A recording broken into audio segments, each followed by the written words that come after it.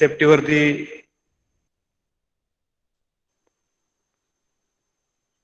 Safety घ्यावी लागते.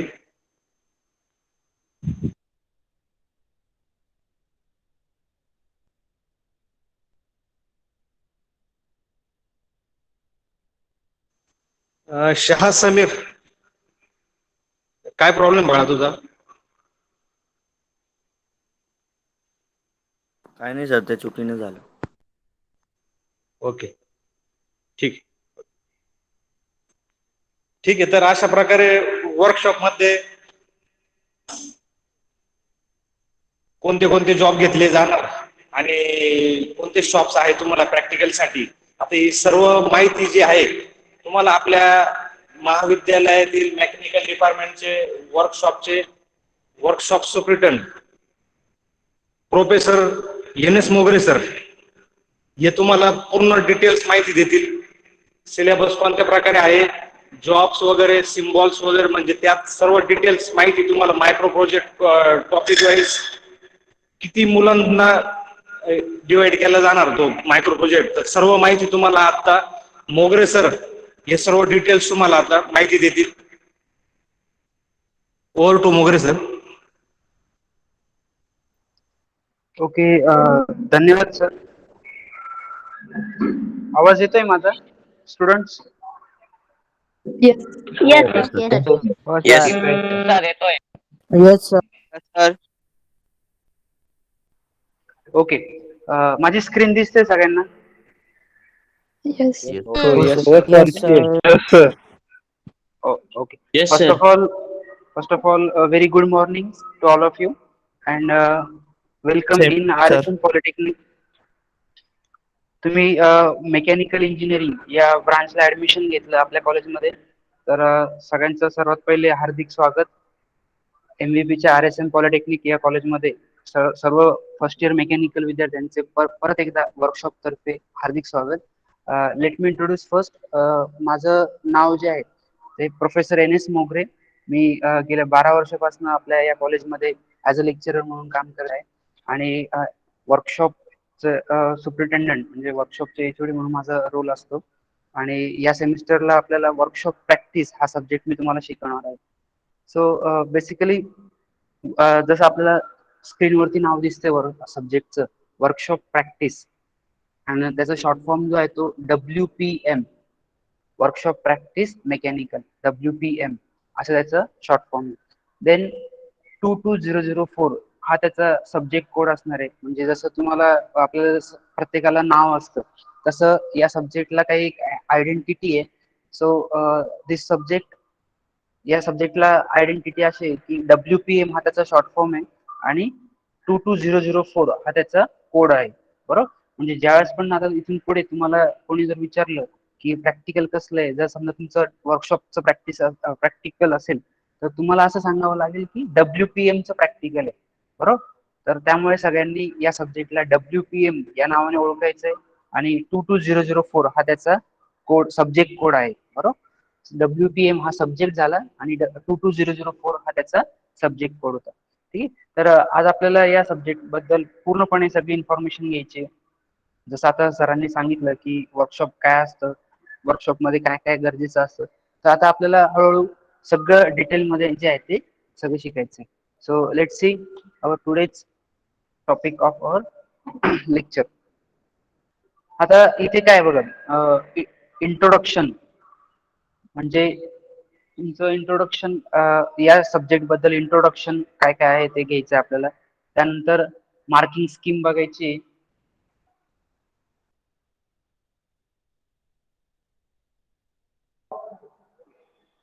त्यानंतर सिलेबस आपल्याला बघायचा आहे की हा जो सब्जेक्ट आहे हा सब्जेक्ट आपल्याला किती मार्काला आहे ते आपल्याला बघायचं आहे. त्यानंतर कोर्स आउटकम म्हणजे हा सब्जेक्ट ज्यावेळेस तुम्ही शिकतात तर या सब्जेक्ट शिकल्यानंतर तुम्हाला नेमकं काय त्याच्यातून मिळणार आहे हे आपल्याला इथे बघायचंय, कोर्स आउटकम्स. त्यानंतर व्हेरियस शॉप्स, म्हणजे जसं मी सांगितलंय की या सब्जेक्ट अंडर तुम्हाला वेगवेगळे शॉप शिकायचे आणि त्या शॉप मध्ये नेमकं काय असतं ते सुद्धा आपल्याला आज त्याचं इंट्रोडक्शन आपल्याला बघायचंय.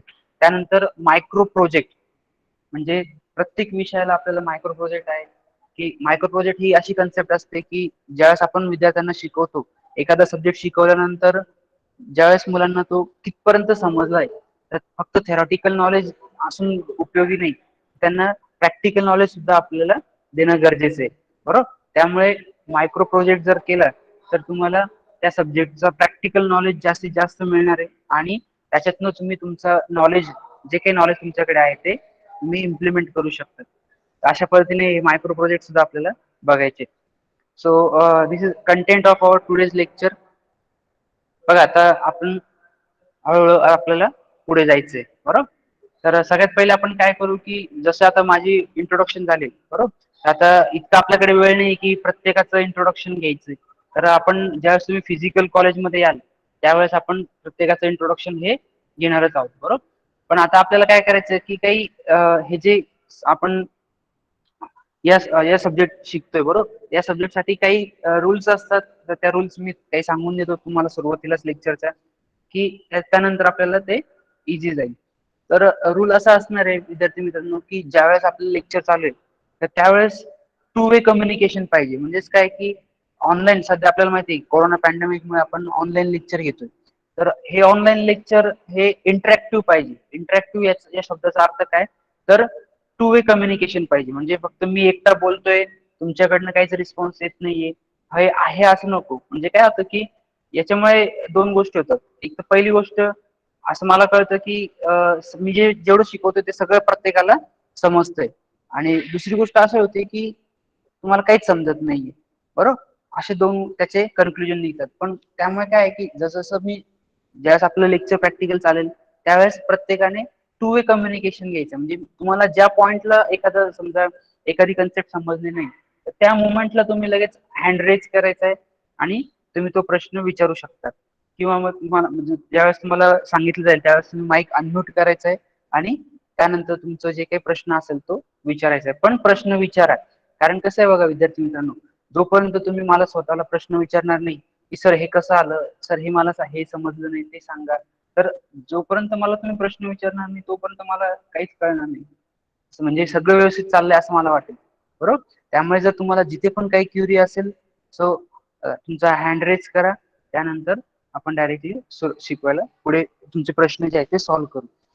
त्यानंतर दुसरी गोष्ट बघा, आता तुम्ही टेक्निकल कॉलेजमध्ये ऍडमिशन घेतलं आहात, 3 वर्षाचा आपला डिप्लोमा कोर्स असणार आहे, 3 वर्ष आपला हा कॉन्टॅक्ट हा राहणार आहे, बरोबर. त्यामुळे आता हळूहळू आपल्याला काय करायचं, थोडंसं टेक्निकल बनवायचं. टेक्निकल बनायचं याचा अर्थ काय की आतापर्यंत बघा तुम्ही दहावीमध्ये शिकत होतात, आता इथून पुढे काय आपल्याला टेक्निकल कॉलेजमध्ये तुम्ही ऍडमिशन घेतलेलं आहे. तर टेक्निकल वागायचं म्हणजेच काय की थोडस जरा आपण ज्यावेळेस कम्युनिकेशन करतो तर कम्युनिकेशन करताना थोडंसं आता आपल्याला इंग्लिशवरती जास्त भर द्यायचा आहे, बरोबर. आता ठीक आहे पहिलं लेक्चर त्यामुळे थोडं थोडं मी आता जास्त प्रमाण मराठीमध्येच घेतोय, पण जसं जसं आपलं पुढे लेक्चर जाईल तसं तसं आपल्याला थोडं भर हा इंग्लिशवरती द्यायचा आहे. कारण कसं आहे की हे आपलं टेक्निकल कॉलेज आहे, त्यानंतर आपल्याला इथून पुढे जे आहे ते तर तुम्ही 3 वर्षानंतर इंजिनियर होणार आहात, बरोबर. त्यामुळे आपल्याला मार्केटमध्ये जर टिकून राहायचं असेल तर आपल्याला कम्युनिकेशन वरती जे काही इंग्लिश लँग्वेज असेल त्याच्यावरती आपली कमांड असणं गरजेचं आहे. त्यामुळे फार नाही पण हळूहळू थोडस जर आपल्याला सुरुवात करायची की इंग्लिश या विषयाकडे जास्त भर द्यायचा आपल्याला, ठीक आहे. तर जसं मी आता पुढे पुढे आपण जाऊ तसं तसं आपण थोडस इंग्लिश वरती जास्त भर देणार आहोत. त्यानंतर तिसरी गोष्ट प्रॅक्टिकल जे आहे, तर तुम्हाला सगळ्यांना टाइम टेबल मिळालंय ना सगळ्यांना time table? Yes sir. Yes, sir. Yes, sir. ठीक आहे. तर बरं, तर ज्या दिवशी आपलं वर्कशॉपचं प्रॅक्टिकल असेल त्या दिवशी तुम्ही जी काही अटेंडन्स असेल ती तुमची मला 100% अटेंडन्स पाहिजे.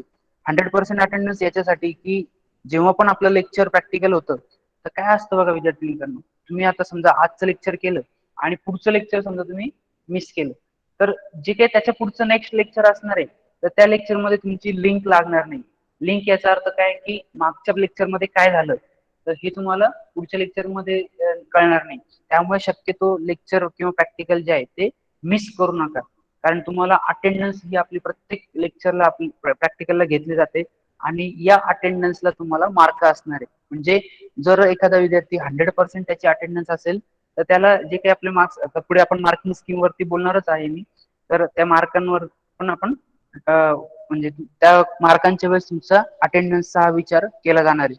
त्यामुळे शक्यतो अटेंडन्स ही तुमची 100% ठेवा. फारच एखादी अडचण असेल तर तुमचे क्लास कोऑर्डिनेटर जे आहेत, प्रत्येकाला माहिती क्लास कोऑर्डिनेटर कोण तुमचे हो. कोण आहेत हो. Class coordinator? Prajakta Patil madam.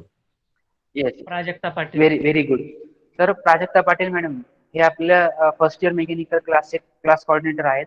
जर समजा तुम्हाला एखादी अडचण असेल किंवा जमणार नसेल लेक्चरला, आता बघा आता तर तुम्ही घरी आहात बरोबर, कोरोना पॅन्डेमिकमुळे आपण सगळे लेक्चर ऑनलाईन करतोय, त्यामुळे लेक्चरला मिस होण्याचं ताणच येत नाही, प्रश्नच येत नाही. तुम्ही घर बसल्या लेक्चर जे आहे ते अटेंड करू शकता. त्यामुळे शक्यतो अटेंडन्स ही 100% राहील, या गोष्टीची सगळ्यांनी काळजी घ्यायची. त्यानंतर फारच एखादं कोणाला काही इमर्जन्सी असेल तर तुम्ही पहिले तुमच्या क्लास कोऑर्डिनेटर सोबत डिस्कशन करा आणि त्यानंतर तुम्हाला मग ती सुट्टी जी आहे ती दिली जाईल. त्यामुळे पहिले इन्फॉर्म करा, त्यानंतर तुम्ही सुट्टी घेऊ शकता. So okay, so these are the some instructions. तर याच्या सगळ्यांनी फॉलो करायचंय आणि दिलेलं काम जे असणार आहे तुम्हाला, बघा आपल्याला भरपूर वर्कशॉप या सब्जेक्ट मध्ये आपल्याला भरपूर काम करायचंय. काम इन द सेन्स की फिजिकली काम नाहीये, तुम्हाला जे काही आहेत वेगवेगळे शॉप्स आहेत, त्या शॉपमध्ये तुम्हाला जॉब तयार करायचे आहेत आणि खूप इंटरेस्टिंग आहे. म्हणजे कसं आहे की ज्यावेळेस तुम्ही हळूहळू आपण पुढे जाऊ तसं तसं तुम्हाला अंदाज येईल की वर्कशॉप प्रॅक्टिस हा खरंच खूप इंटरेस्टिंग सब्जेक्ट आहे. म्हणजे ज्यावेळेस आपले थर्ड इयरचे स्टुडंट पास आउट होतात, तर त्या मागच्याच आपल्या अल्युमिनाय मीट मध्ये स्टुडंट सांगत होते की जेव्हा मुलं थर्ड इयर पास आउट होतात त्यावेळेस ते सांगत होते की आम्ही ज्यावेळेस फर्स्ट टाइम वर्कशॉप मध्ये आलो त्यावेळेस जे काही वर्कशॉप मधले अटॅचमेंट होती तर ते 3 वर्ष मुलं लक्षात ठेवतात. म्हणजे इतकी अटॅचमेंट असते मुलांची वर्कशॉप सोबत. आणि म्हणजे पूर्णपणे, कारण आता त्या मुलांना वर्कशॉप हा नवीनच असतो आणि आपल्या इथे कसं आहे की ज्यावेळेस मुलगा नवीन एंटर करतो त्यावेळेस आपण त्यांचं या इतक्या चांगल्या पद्धतीने एन्व्हायरमेंट क्रिएट करतो की मुलगा 3 वर्षापर्यंत ते जे काही आठवणी असतात त्या सगळ्या तो जपून ठेवतो. आणि ज्यावेळेस तुमचे अल्युमिनाय मीट होते शेवटी, ज्यावेळेस तुमचं फेअरवेल पार्टी असते, त्यावेळेस तुम्ही सगळं जे आहे ते एक्सप्लेन करत असतात. तसं आपलं फ्रेंडली नेचर असणार आहे, फ्रेंडली एन्व्हायरमेंट असणार आहे. तुम्ही फिजिकली ज्यावेळेस याल त्यावेळेस तुम्हाला आणखी जास्त याचा अनुभव येईल. सो परत एकदा सांगतो, सगळ्यांनी लेक्चर प्रॅक्टिकल जे आहे ते व्यवस्थित रेग्युलर अटेंड करायचे. जे काही सर तुम्हाला टास्क देतील, ज्या काही असाइनमेंट्स देतील ते सगळ्या कम्प्लीट करायचे. So this all about our introduction. Let's see first importance of subject. बघा आता हा सब्जेक्ट तुम्ही शिकताय तर नेमकं या सब्जेक्ट मध्ये आपल्याला काय करायचंय, हा सब्जेक्ट जो MSBT ने आपल्याला प्रोव्हाइड केलाय. आता MSBT काय असेल पहिले मी तुम्हाला ते सांगतो. जसं आपण 10वी मध्ये आपला बोर्ड असतो, CBSE बोर्ड असेल, ICSE बोर्ड असेल, दिल्ली बोर्ड असेल, बरोबर. तर अशा पद्धतीने डिप्लोमा या कोर्स साठी सुद्धा एक बोर्ड असतो आणि त्या बोर्डचं नाव आहे MSBTE, Maharashtra state board of technical education. आता या MSBT या बोर्डचं काम काय की पूर्णपणे डिप्लोमाचा सिलेबस डिझाईन करायचा. त्यानंतर डिप्लोमा हा 3 वर्षाचा असतो, बरोबर. म्हणजे 10वी नंतर ज्यावेळेस तुम्ही डिप्लोमाला ऍडमिशन घेतात त्यावेळेस तो 3 वर्षाचा कोर्स असतो. आणि या 3 वर्षाच्या कोर्स मध्ये त्यांनी सेमिस्टर पॅटर्न ठेवलेलं आहे. सेमिस्टर पॅटर्न काय असतो, काही आयडिया कोणाला? Semester pattern, just unmute your mic and tell me. Semester pattern, what is semester pattern? सांगता येईल कोणाला? Students, hello. Sir, means there are 2 semesters in 1 year. Very good. 2 semesters in 1 year म्हणजेच काय की आपल्याला 6 महिन्यांचे एक सेमिस्टर असते आणि दुसऱ्या 6 महिन्यामध्ये तुमची दुसरी सेमिस्टर, बरोबर. तर एका वर्षामध्ये तुमचे 2 सेमिस्टर या कंडक्ट केल्या जातात आणि सेमिस्टर झाली की तुमची एक्झाम घेतली जाते, बरोबर. जसं आपल्याला 3 वर्षाचा कोर्स आहे आणि तुम्हाला प्रत्येक वर्षाला 2-2 सेमिस्टर असतात, बरोबर. म्हणजे आता तुम्ही फर्स्ट इयरला आहात तर तुम्हाला सेमिस्टर 1, सेमिस्टर 2 असेल. ज्यावेळेस तुम्ही सेकंड इयरला जाल त्यावेळेस तुम्हाला सेमिस्टर 3, सेमिस्टर 4. ज्यावेळेस तुम्ही थर्ड इयरला जाल त्यावेळेस सेमिस्टर 5 आणि सेमिस्टर 6. तर असे टोटल तुमचे 6 सेमिस्टर असणार आहे आणि 6 सेमिस्टर मिळून तुमचा डिप्लोमा हा कम्प्लीट होणार आहे, बरोबर. Right now you are in first semester, म्हणजे तुमचं आता पहिल्या सेमिस्टर मध्ये तुम्ही आहात, बरोबर. तर MSBT ने काय केलेलं आहे की या 6 सेमिस्टर मध्ये तुमचा डिप्लोमा कोर्स हा फिक्स केलेला आहे, बरोबर. आता हा सब्जेक्ट जो आहे तर हा सब्जेक्ट त्यांनी फर्स्ट सेमिस्टर मध्ये ठेवलाय. आता फर्स्ट सेमिस्टर मध्ये ठेवण्यामागचं रिझन असं आहे की ज्यावेळेस विद्यार्थ्यांना असे सब्जेक्ट असतात तर हे सब्जेक्ट जे असतात ते बेसिक क्लिअर करतात. म्हणजे आपल्याला माहिती आहे की जर एखादी इमारत उभी करायची असेल तर आपल्याला त्याचा पाया हा भक्कम असणं गरजेचं असतं, बरोबर. त्याचा बेस हा पक्का असणं गरजेचं आहे. नाहीतर काय, बेस जर समजा पक्का नसेल तर तुमची इमारत काय होते, डायरेक्टली खाली पडते, बरोबर. तर असं होऊ नये, आपल्याला एक चांगला इंजिनियर घडवायचं आहे, बरोबर. तर त्यामुळे हे जे बेसिक सब्जेक्ट आहेत हे सगळे तुम्हाला पहिल्या सेमिस्टरमध्ये दिलेले आहे. आणि त्याच्या मागचं रिझन असं आहे की तुमचा सर्व विद्यार्थ्यांचा बेस हा पक्का व्हायला पाहिजे, बेसिक त्यांची कन्सेप्ट ज्या असतात त्या क्लिअर व्हायला पाहिजे. त्यामुळे हा सब्जेक्ट जो आहे तो त्यांनी फर्स्ट सेमिस्टरमध्ये ठेवलाय. आता या सब्जेक्ट शिकल्यानंतर तुम्हाला त्याचं महत्व काय काय ते आपल्याला बघायचंय, बरोबर. So first point is to introduce various instruments oblique tools. म्हणजेच काय की आता वेगवेगळे इन्स्ट्रुमेंट्स आपल्याला बघायचे, वेगवेगळे टूल्स बघायचे. तर जसं मी तुम्हाला सांगितलं की आपल्या या वर्कशॉपमध्ये तुम्हाला भरपूर शॉप्स आपल्याला बघायचे, बरोबर. तर ते शॉप्स काय आपण हळूहळू पुढे बघणारच आहोत. पण या प्रत्येक शॉपमध्ये तुम्हाला काय करायचंय, शिकायचंय. वेगवेगळे इन्स्ट्रुमेंट आपल्याला हाताळायचे, बरोबर. वेगवेगळे टूल्स आपल्याला हाताळायचे. त्यानंतर सेकंड नंबरला जे आहे टू फॅमिलियर विथ मशिनरीज. आता मशिनरीज म्हटलं तर आपल्याला वेगवेगळ्या मशिनरीज इथे यूज करायचे म्हणजे काय की प्रत्यक्ष त्या मशिनरीजवरती तुम्हाला काम करायचंय, बरोबर. बघा आता काय असतं की ज्यावेळेस आपण घरामध्ये एखादा लहान मुलगा असतो तर एखादी वस्तू त्याला दिसली तर तो काय करतो, त्या वस्तूबद्दल त्याला जास्त आकर्षण असतं. म्हणजेच काय की जास्त त्याला एक असा उत्साह असतो की या वस्तूबद्दल मी सगळी माहिती गोळा करून घेऊ. पण मग आपलं पॅरेंट्स काय करतात की अरे या वस्तूला हात नको लावू बरं, तर ती वस्तू तुटून जाईल. असं आपण त्या लहान मुलाला काय म्हणतो की तू त्या वस्तूला हात लावू नको. पण मग जोपर्यंत तो मुलगा त्या वस्तूला हाताळणार नाही, जोपर्यंत त्या वस्तूबद्दल सगळी माहिती मिळवणार नाही, तर त्याचं नॉलेज वाढेल का रे, मला सांगा बरं. वाढेल का? येस. मग आपल्या इथे कसं आहे, बरोबर. तर आपल्या इथे कसं आहे की तुम्हाला प्रत्येक मशिनरी बद्दल पहिले सगळी इन्फॉर्मेशन दिली जाईल, ती मशिनरी कशी हँडल केली जाते ते तुम्हाला सगळं सांगितलं जाईल. तर त्याच्या काही ऑपरेटिंग प्रोसेस असतात त्या तुम्हाला सगळ्या सांगितल्या जातील आणि त्यानंतर तुम्हाला ती मशिनरी जी आहे ती हँडल करण्यासाठी दिली जाईल. म्हणजेच काय की टू फॅमिलियर विथ मशिनरी, म्हणजे तुम्हाला त्या मशिनरी सोबत इतकं फॅमिलियर बनवायचंय की तुम्ही ती मशिनरी इझिली ऑपरेट करू शकता, इझिली हँडल करू शकता, बरोबर. असं हा या सब्जेक्टचा आपला इम्पॉर्टन्स आहे. Then next one is selection of tools and machinery. म्हणजे काय की तुम्हाला मशिनरी ज्या आहेत त्या सिलेक्ट पण करता यायला पाहिजे. म्हणजे तुम्हाला असं समजा एखादं काम दिलंय, एखादं टास्क दिलंय, तो टास्क कम्प्लीट करण्यासाठी तुमच्या समोर भरपूर मशिनरीज असतील, तर त्या मशिनरीज पैकी नेमकी कोणती मशिनरी हा परफेक्टली आपल्या टास्क साठी उपयोगी पडेल, तर हे सुद्धा तुम्ही काय करू शकता, सिलेक्ट करू शकता. म्हणजे तुम्ही आयडेंटिफाय सुद्धा करू शकता. आणि ते सगळं या सब्जेक्ट मधून तुम्हाला आपल्याला शिकवायचं. Then next one is to read job drawing. आता जॉब ड्रॉइंग काय असतं बघा, जसं तुम्ही आता ग्राफिक सब्जेक्ट शिकतायत सगळे, बरोबर आहे ना. इंजिनिअरिंग ग्राफिक सब्जेक्ट शिकले की नाही? Yes. Yes, sir. Yes, sir. Yes sir. हा, तर त्या सब्जेक्ट मध्ये बरोबर, तर त्या सब्जेक्ट मध्ये मी नंबर ऑफ ड्रॉइंग्स बघितले आहेत, बरोबर. आता सुरुवातीला तर इंट्रोडक्शनच चालू असेल, पण मग हळू जसं तुम्ही पुढे जाल तसं तुम्हाला त्याचे ड्रॉइंग सुद्धा असणार आहेत, बरोबर. तर या सब्जेक्ट मध्ये तुम्हाला काय शिकवलं जाणार आहे, तर टू रीड जॉब ड्रॉइंग. आता ड्रॉइंग रीड करायचं म्हणजे काय बघा, आपण ड्रॉइंगचा वापर का बरं करतो, तर drawing is one of the communication media. Communication media म्हणजे काय की जसं आता बघा मी तुमच्यासोबत बोलतोय, तुम्ही माझ्यासोबत बोलतोय, बरोबर. असे वेगवेगळे लँग्वेजेस असतात. जसं आता आपण बघतो की आपल्या महाराष्ट्रात वेगवेगळ्या लँग्वेजेस वापरल्या जातात. मराठी असेल, हिंदी असेल, इंग्लिश असेल, नंतर बेंगोली असेल, अशा वेगवेगळ्या लँग्वेजेस आपल्या इथे बोलल्या जातात, बरोबर.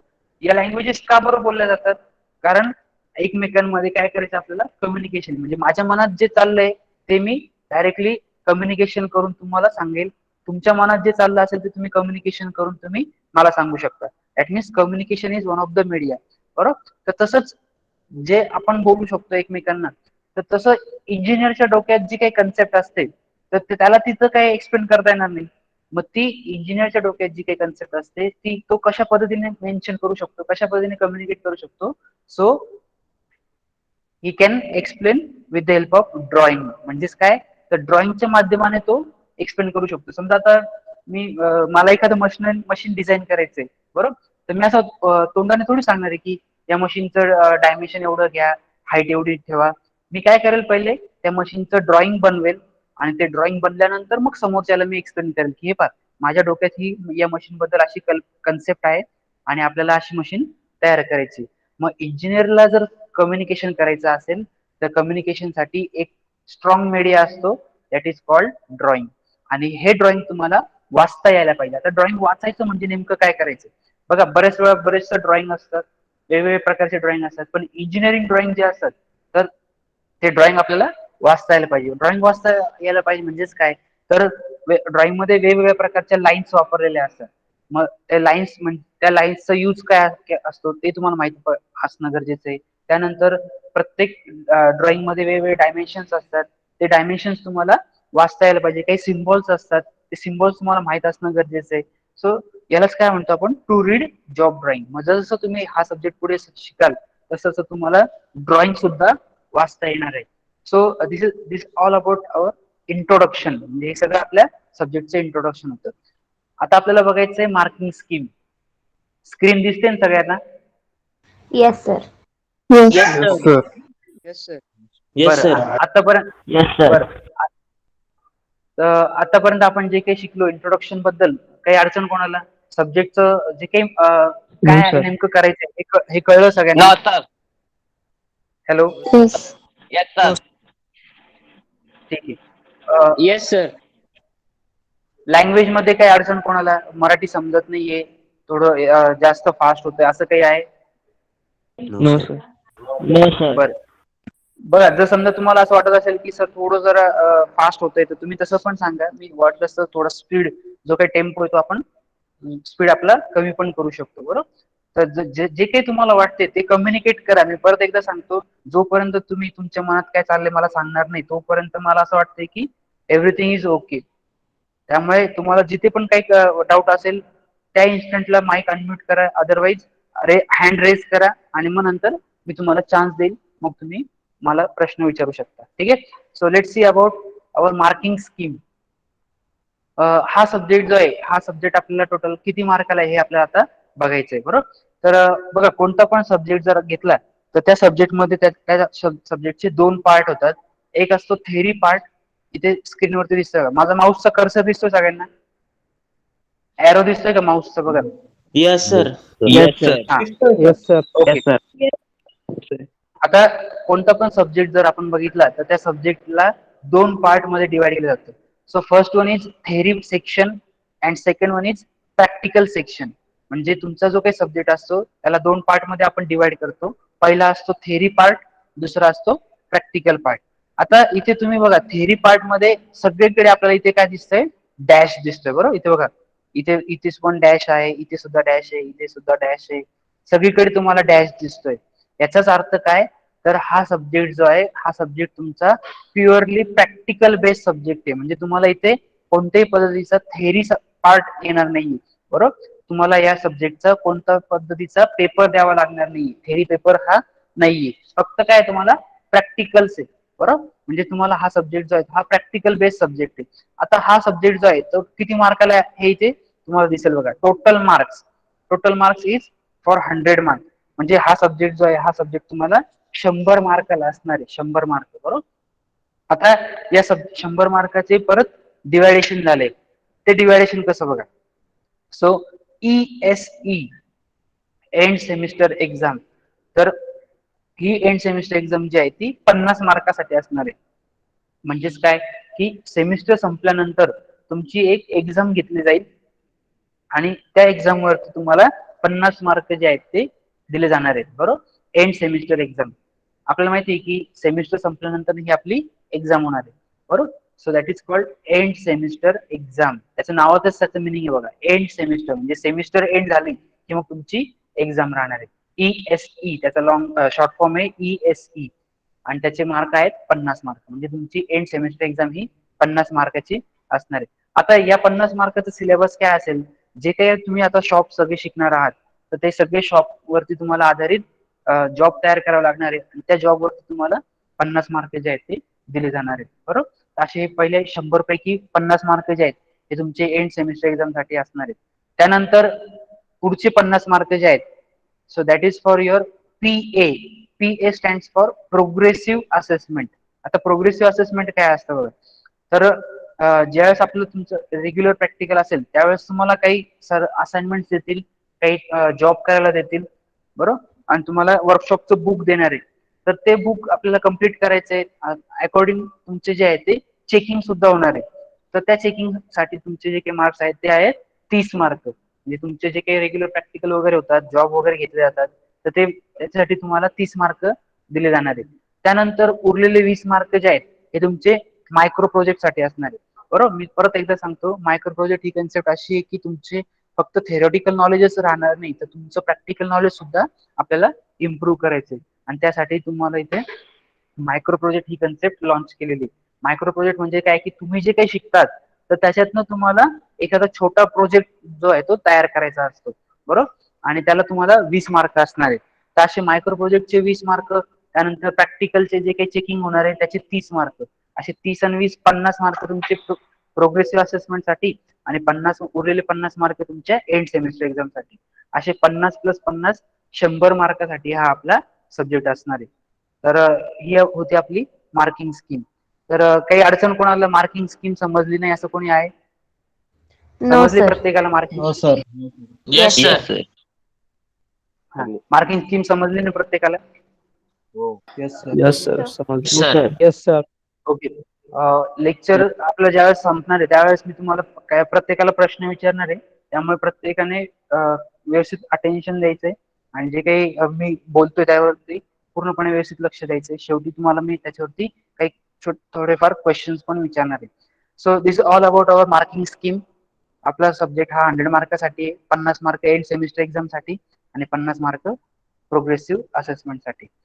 After that next one is syllabus. आता आपल्या या सब्जेक्टला काही सिलेबस दिलाय MSBT ने. आता आपण त्या सिलेबस बद्दल डिस्कशन करू. ठीक आहे. So let's see syllabus of our WPM subject, workshop practice subject.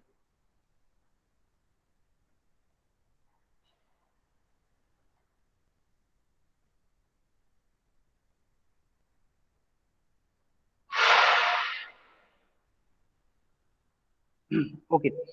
माझी स्क्रीन दिसते सगळ्यांना? Yes sir. Yes, sir. Is it readable? Readable आहे का? वाचता येतंय का? Yes, sir. Yes, bro. थोडं मी झूम करतो म्हणजे तुम्हाला व्यवस्थित दिसेल. Okay. So let's see. This is our syllabus. आता इथे बघा ME लिहिलेलं बघा, ME stands for mechanical engineering. म्हणजे हा जो काही सिलेबस आहे हा मेकॅनिकल इंजिनिअरिंगच्या विद्यार्थ्यांसाठी सुद्धा आहे. ME mechanical engineering. आता इथे बघा दिलंय सेमिस्टर, फर्स्ट सेमिस्टर. जसं मी सांगितलं की तुमचा डिप्लोमा कोर्स हा 3 वर्षाचा असतो आणि सेमिस्टर पॅटर्न आहे. तर 3 वर्ष, एका वर्षामध्ये 2 सेमिस्टर म्हणजे 3 वर्षामध्ये आपले टोटल 6 सेमिस्टर असतात. तर त्या 6 सेमिस्टर पैकी आता सध्या जे तुमचं चालू आहे हे आहे आपलं semester first. So this is semester first. आता कोर्स टायटल, कोर्स म्हणजे काय की जो काय आपला सब्जेक्ट आहे त्या सब्जेक्टचं नाव वर्कशॉप प्रॅक्टिस, बरोबर, आणि त्याचं कोड 22004 हा आपला कोड असणार आहे. आता या सब्जेक्ट मध्ये नेमकं मार्किंग स्कीम कशी आहे बघा, परत एकदा त्यांनी दाखवली इथे. थेरी सेक्शन मध्ये डायरेक्टली डॅश दिलेलं आहे, याचा अर्थ आपला सब्जेक्ट जो आहे हा प्युअरली प्रॅक्टिकल बेस्ड सब्जेक्ट आहे. त्यानंतर त्याचे 100 मार्कासाठी सब्जेक्ट आहे. So 50 marks for your end semester exam. Semester संपल्यानंतर तुमची 50 मार्काची टेस्ट होईल. आणि त्यानंतर PA प्रोग्रेसिव्ह असेसमेंट म्हणजे सेमिस्टर मध्ये तुमचं चेकिंग, डेली चेकिंग होतं, तर त्याचे 30 मार्क आणि मायक्रो प्रोजेक्टचे 20, असे 30 आणि 20 50 मार्क प्रोग्रेसिव्ह असेसमेंट साठी. सो हे 50 आणि एंड सेमिस्टरचे 50 असे आपला 100 मार्काचा पेपर असणार आहे, बरोबर. 100 मार्क आपल्या सब्जेक्टला असणार आहे. आता इथे मिनिमम मार्क्स बघा, तुम्हाला या एंड सेमिस्टर एक्झाम मध्ये 50 पैकी तुम्हाला मिनिमम 20 मार्क जे आहेत ते मिळवायचे. आणि त्यानंतर PA मध्ये मिनिमम 20 म्हणजे 20 आणि 20 40. सो 100 पैकी तुम्हाला मिनिमम 40 मार्क जे आहेत ते मिळवायचे. पण हा सब्जेक्ट विद्यार्थी मित्रांनो अतिशय स्कोरिंग सब्जेक्ट आहे. इथे तुम्हाला कोणत्याही प्रकारची टेस्ट द्यायची नाही. त्यामुळे 100 पैकी जास्तीत जास्त मार्क कशी मिळतील हे प्रत्येकाने बघायचंय. आणि हे मार्क हे सगळे तुमच्या हातातले मार्क आहेत. म्हणजे तुम्हाला फक्त काय करायचंय, रेग्युलर तुमची अटेंडन्स मेंटेन ठेवायची. त्यानंतर जे काही असाइनमेंट दिलेले असतील, जे काही जॉब तुम्हाला दिले असतील ते टाइम टू टाइम कम्प्लीट करायचंय. जे काही मायक्रो प्रोजेक्ट दिले जातील ते टाइम टू टाइम कम्प्लीट करायचंय आणि तुम्हाला 100 पैकी जास्तीत जास्त मार्क मिळवायचे, बरोबर. त्यामुळे मी परत एकदा सांगतो, हा अतिशय स्कोरिंग सब्जेक्ट आहे. तुम्हाला कोणत्याही पद्धतीची टेस्ट सर द्यावी आवाज ब्रेक लागणार होतोय. नाही. आता येतोय का? येतोय सर. हो येतोय. Okay. So this is marking scheme of our subject. Let's see syllabus of our subject.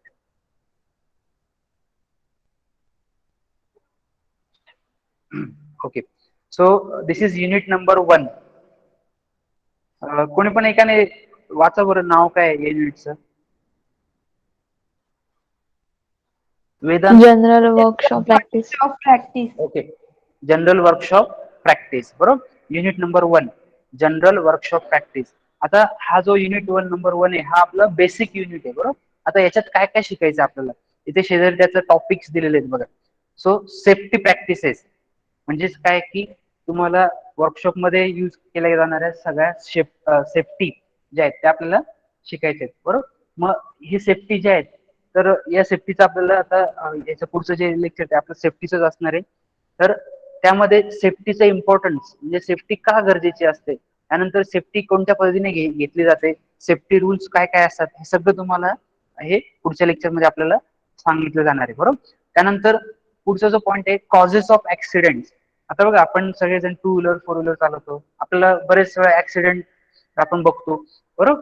तर नेमके कॉजेस म्हणजे काय, तर त्याचे कारण, ऍक्सिडेंट होण्यामागचे कारण काय काय आहेत, बरोबर. मग ते गाडी चालवताना ऍक्सिडेंट होऊ शकतो किंवा मग एखादी मशिनरी ऑपरेट करताना सुद्धा ऍक्सिडेंट होऊ शकतात, बरोबर. मग नेमकी कारण काय काय असतात, बेसिक रिझन्स काय काय असतात ऍक्सिडेंट होण्यामागचे, तर हे सगळे आपल्याला या चॅप्टर मध्ये या युनिट मध्ये आपल्याला शिकायचे. देन जनरल सेफ्टी रूल्स म्हणजे सेफ्टी मध्ये काय काय रूल्स असतात ते बघायचे. त्याच्यानंतर सेफ्टीचे काही सायन्स असतात, सिम्बॉल्स असतात ते बघायचे. नंतर फर्स्ट एड बॉक्स काय असतो, फर्स्ट एड मध्ये नेमकं काय काय असायला पाहिजे हे सगळं शिकायचंय. त्यानंतर पुढचा जो पॉइंट आहे आपला fire. Fire then causes of fire. आता फायर म्हणजे काय बघा, बऱ्याच वेळा आपण न्यूजपेपर मध्ये बघतो, टीव्ही मध्ये बघतो की एका XYZ कंपनीला आग लागली, बरोबर. तर नेमकं शॉप फ्लोअर वरती किंवा मग एखाद्या मशीन वरती किंवा मग एखाद्या इंडस्ट्री मधला आग लागण्यामागचे नेमके कारण काय काय असतात, तर आणि आग लागल्यानंतर नेमकं आपल्याला काय करायचंय, बरोबर. त्यानंतर आग ही कोणकोणत्या पद्धतीने आपण विझवू शकतो, कोणत्या प्रकारची आग लागल्यानंतर कोणत्या प्रकारची त्याच्यावरती रिमेडियल ऍक्शन घ्यायला पाहिजे, हे सगळं आपल्याला या फर्स्ट चॅप्टर मध्ये शिकायचं, बरोबर. बऱ्याच वेळा बघा आता तुम्ही शाळेमध्ये किंवा मग एखाद्या ऑफिसच्या बाहेर असं फायर एक्सटिंग्विशरचा तो एक लाल सिलेंडर असतो बघा, तो बघितलाय ना सगळ्यांनी, आग येस सर. विझवण्यासाठी. हो. हा, तर बऱ्याच वेळा काय होतं की तो सिलेंडर सगळेजण बघतात, पण मग आग लागल्यानंतर सगळेजण काय करतात, लगेच पळापळ चालू करतात. मग कोणीच तो सिलेंडर हातात घेत नाही आणि त्याला तो ऑपरेट करून आग विझवण्याचा प्रयत्न करत नाही. का, कारण त्यांना म्हणजे वेळेवरती ते घाबरून गेलेले असतात. तर आग लागल्यानंतर घाबरून न जाता कशा पद्धतीने आपल्याला त्या परिस्थितीला सामोरं जायचंय हे सगळं तुम्हाला या फायरच्या लेक्चर मध्ये हे शिकवलं जाणार आहे. त्यानंतर ते जे काही इन्स्ट्रुमेंट आहे ते इन्स्ट्रुमेंट कसं ऑपरेट करायचं हे सुद्धा तुम्हाला या प्रॅक्टिकल या लेक्चर मध्ये तुम्हाला सांगितलेलं आहे. बऱ्याच वेळा काय होतं की तुमच्या जवळ इन्स्ट्रुमेंट असतं पण तुम्हाला नेमकी आग कशी विझवायची हे माहित नसतं. तर या प्रॅक्टिकल मध्ये आपल्याला ते सुद्धा आपल्याला शिकायचंय की आग लागल्यानंतर ती आग तुमच्याकडे जे काही इन्स्ट्रुमेंट असतील त्या इन्स्ट्रुमेंटचा वापर करून ती आग कशी विझवायची हे आपल्याला त्या प्रॅक्टिकल मध्ये पण शिकायचंय. त्यानंतर पुढे जे आहे तर असे वेगवेगळे इन्स्ट्रुमेंट्स कोणकोणते असतात हे सुद्धा आपल्याला या युनिट नंबर 1 मध्ये शिकायचंय. त्यानंतर युनिट नंबर 2 ज्याचं टायटल आहे फिटिंग.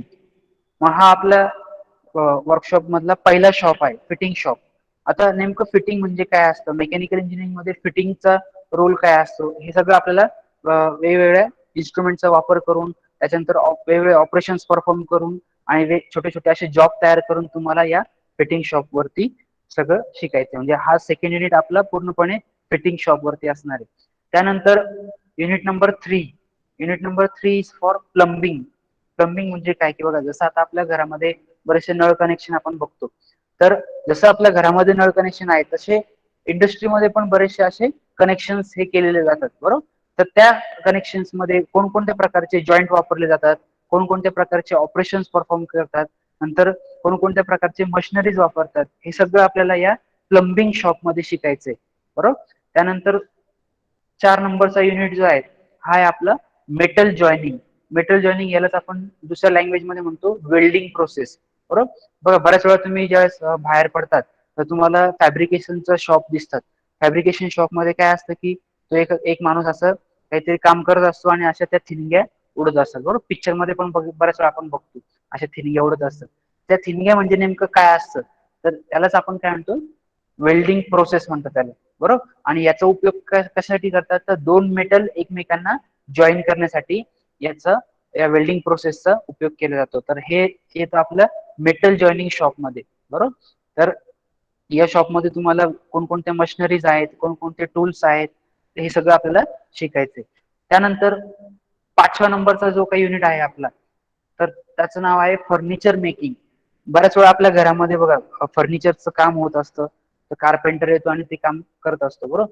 तर फर्निचरचं काम बेसिक जे आहे ते कसं केलं जातं, त्यानंतर वेगवेगळ्या प्रकारचे टाइप्स ऑफ वूड्स कोणकोणते असतात, कोणकोणते त्याच्यासाठी इन्स्ट्रुमेंट्स वापरले जातात, मशिनरीज वापरल्या जातात, हे सगळं आपल्याला या फर्निचर मेकिंग म्हणजेच कारपेंट्री शॉप मध्ये सुद्धा आपल्याला शिकायचंय. त्यानंतर पुढचा जो आणि शेवटचा जो काही युनिट आहे आपलं, so that is unit number 6, sheet metal. या शीट मेटल युनिट मध्ये आपल्याला काय शिकायचंय, तर या शीट मेटल युनिट मध्ये आपल्याला जे काही वेगवेगळ्या प्रकारचे शीट्स असतात त्या शीट्सचा वापर करून वेगवेगळ्या प्रकारचे जॉब आपल्याला तयार करायचे, मोठमोठे टूल्स यूज करायचे, मशिनरीज वापरायचे आणि आपल्याला जॉब हा तयार करायचा आहे. वेगवेगळे भरपूर प्रोसेस आहेत, त्या प्रोसेस आपल्याला फॉलो करायचे आहेत आणि आपल्याला जॉब हा कम्प्लीट करायचा आहे. तर असे हे आपले 6 युनिट असणार आहे आणि या 6 युनिट मध्ये आपले 5 शॉप हे पूर्णपणे कव्हर होत आहेत. जसं मी प्रत्येक मागे इंट्रोडक्शनच्या वेळेस सांगितलं की आपल्या वर्कशॉप प्रॅक्टिस या सब्जेक्टमध्ये टोटल 5 शॉप्स आहेत.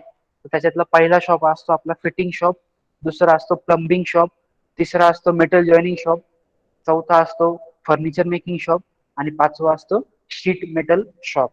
तर या प्रत्येक शॉप मध्ये आपल्याला काम करायचं आणि हे या प्रत्येक शॉप मध्ये नेमकं काय काय करतात हे आपल्याला आता पुढे बघायचंय, बरोबर. तर हा हा पूर्णपणे आपला सिलेबस होता, बरोबर. तर सिलेबस मध्ये काय अडचण कोणाला? No sir. No, sir. No sir. Okay. आता आपल्याला बघा हळूहळू पुढे जायचंय. सिलेबस बघितला आपण, पहिले मार्किंग स्कीम बघितली, त्यानंतर इंट्रोडक्शन आधी बघितलं, त्याच्यानंतर मार्किंग स्कीम बघितली, सिलेबस बघितला. आता आपल्याला पुढे जायचंय, ठीक आहे.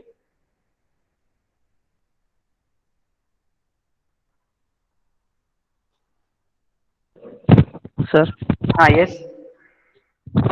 आम्हाला प्रॅक्टिकलसाठी कॉलेजला यावं लागेल का? बघा आता सध्या गव्हर्नमेंटचा GR आलेला नाहीये की तुम्ही मुलांना फिजिकली कॉलेजमध्ये बोलवा. ज्या दिवशी गव्हर्नमेंटचा GR येईल की मुलांना तुम्ही फिजिकली कॉलेजमध्ये बोलवू शकतात, त्या केसमध्ये तुम्हाला कॉलेजमध्ये फिजिकली यावं लागेल.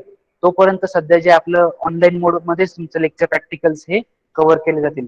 आणि राहिला प्रश्न प्रॅक्टिकलचा, तर सुरुवातीला आता सध्या कोरोनाची सिच्युएशन आहे, त्यामुळे तुम्हाला ऑनलाईन पद्धतीने प्रॅक्टिकल्स जे आहेत ते समजवले जातील. म्हणजे कॅमेऱ्याच्या मदतीने तुम्हाला तो प्रॅक्टिकल कसा परफॉर्म केला जातो हे इथे लाईव्ह हे ऑनलाईन तुम्हाला दाखवलं जाईल, बरोबर. ज्या दिवशी तुम्ही फिजिकली कॉलेजमध्ये याल त्यावेळेस तुम्हाला परत ते प्रॅक्टिकल्स जे आहेत ते तुम्हाला स्वतःला कसं करायचे हे सगळे जे आपले वर्कशॉपचे मेंबर्स असतील ते तुम्हाला सांगतील. तर अशा पद्धतीने हा आपला सिलेबस होता, बरोबर. तुम्हाला तसं पूर्णपणे ओके. इन्स्ट्रक्शन्स आणि नोटीस येईल की आपलं कॉलेज फिजिकली केव्हा चालू होतंय काय, आणि त्यानंतर तुम्हाला कॉलेज जे आहे ते अटेंड करावं लागणार आहे. So this all about our syllabus. Let see course outcomes. Course outcomes याचा अर्थ काय की हा सब्जेक्ट ज्यावेळेस तुम्ही शिकतात तर या सब्जेक्ट मधनं नेमकं तुम्हाला काय करता येणार आहे. म्हणजे जसं आपण म्हणतो ना की एखाद्या मुलाला स्विमिंग करायला शिकवलं, त्यानंतर तो पाण्यात उतरला तर त्याला तो नदीत सुद्धा पोहू शकतो, तो विहिरीत सुद्धा पोहू शकतो, तो समुद्रामध्ये सुद्धा पोहू शकतो, बरोबर. तर या सब्जेक्ट मध्ये सेम तसंच आहे.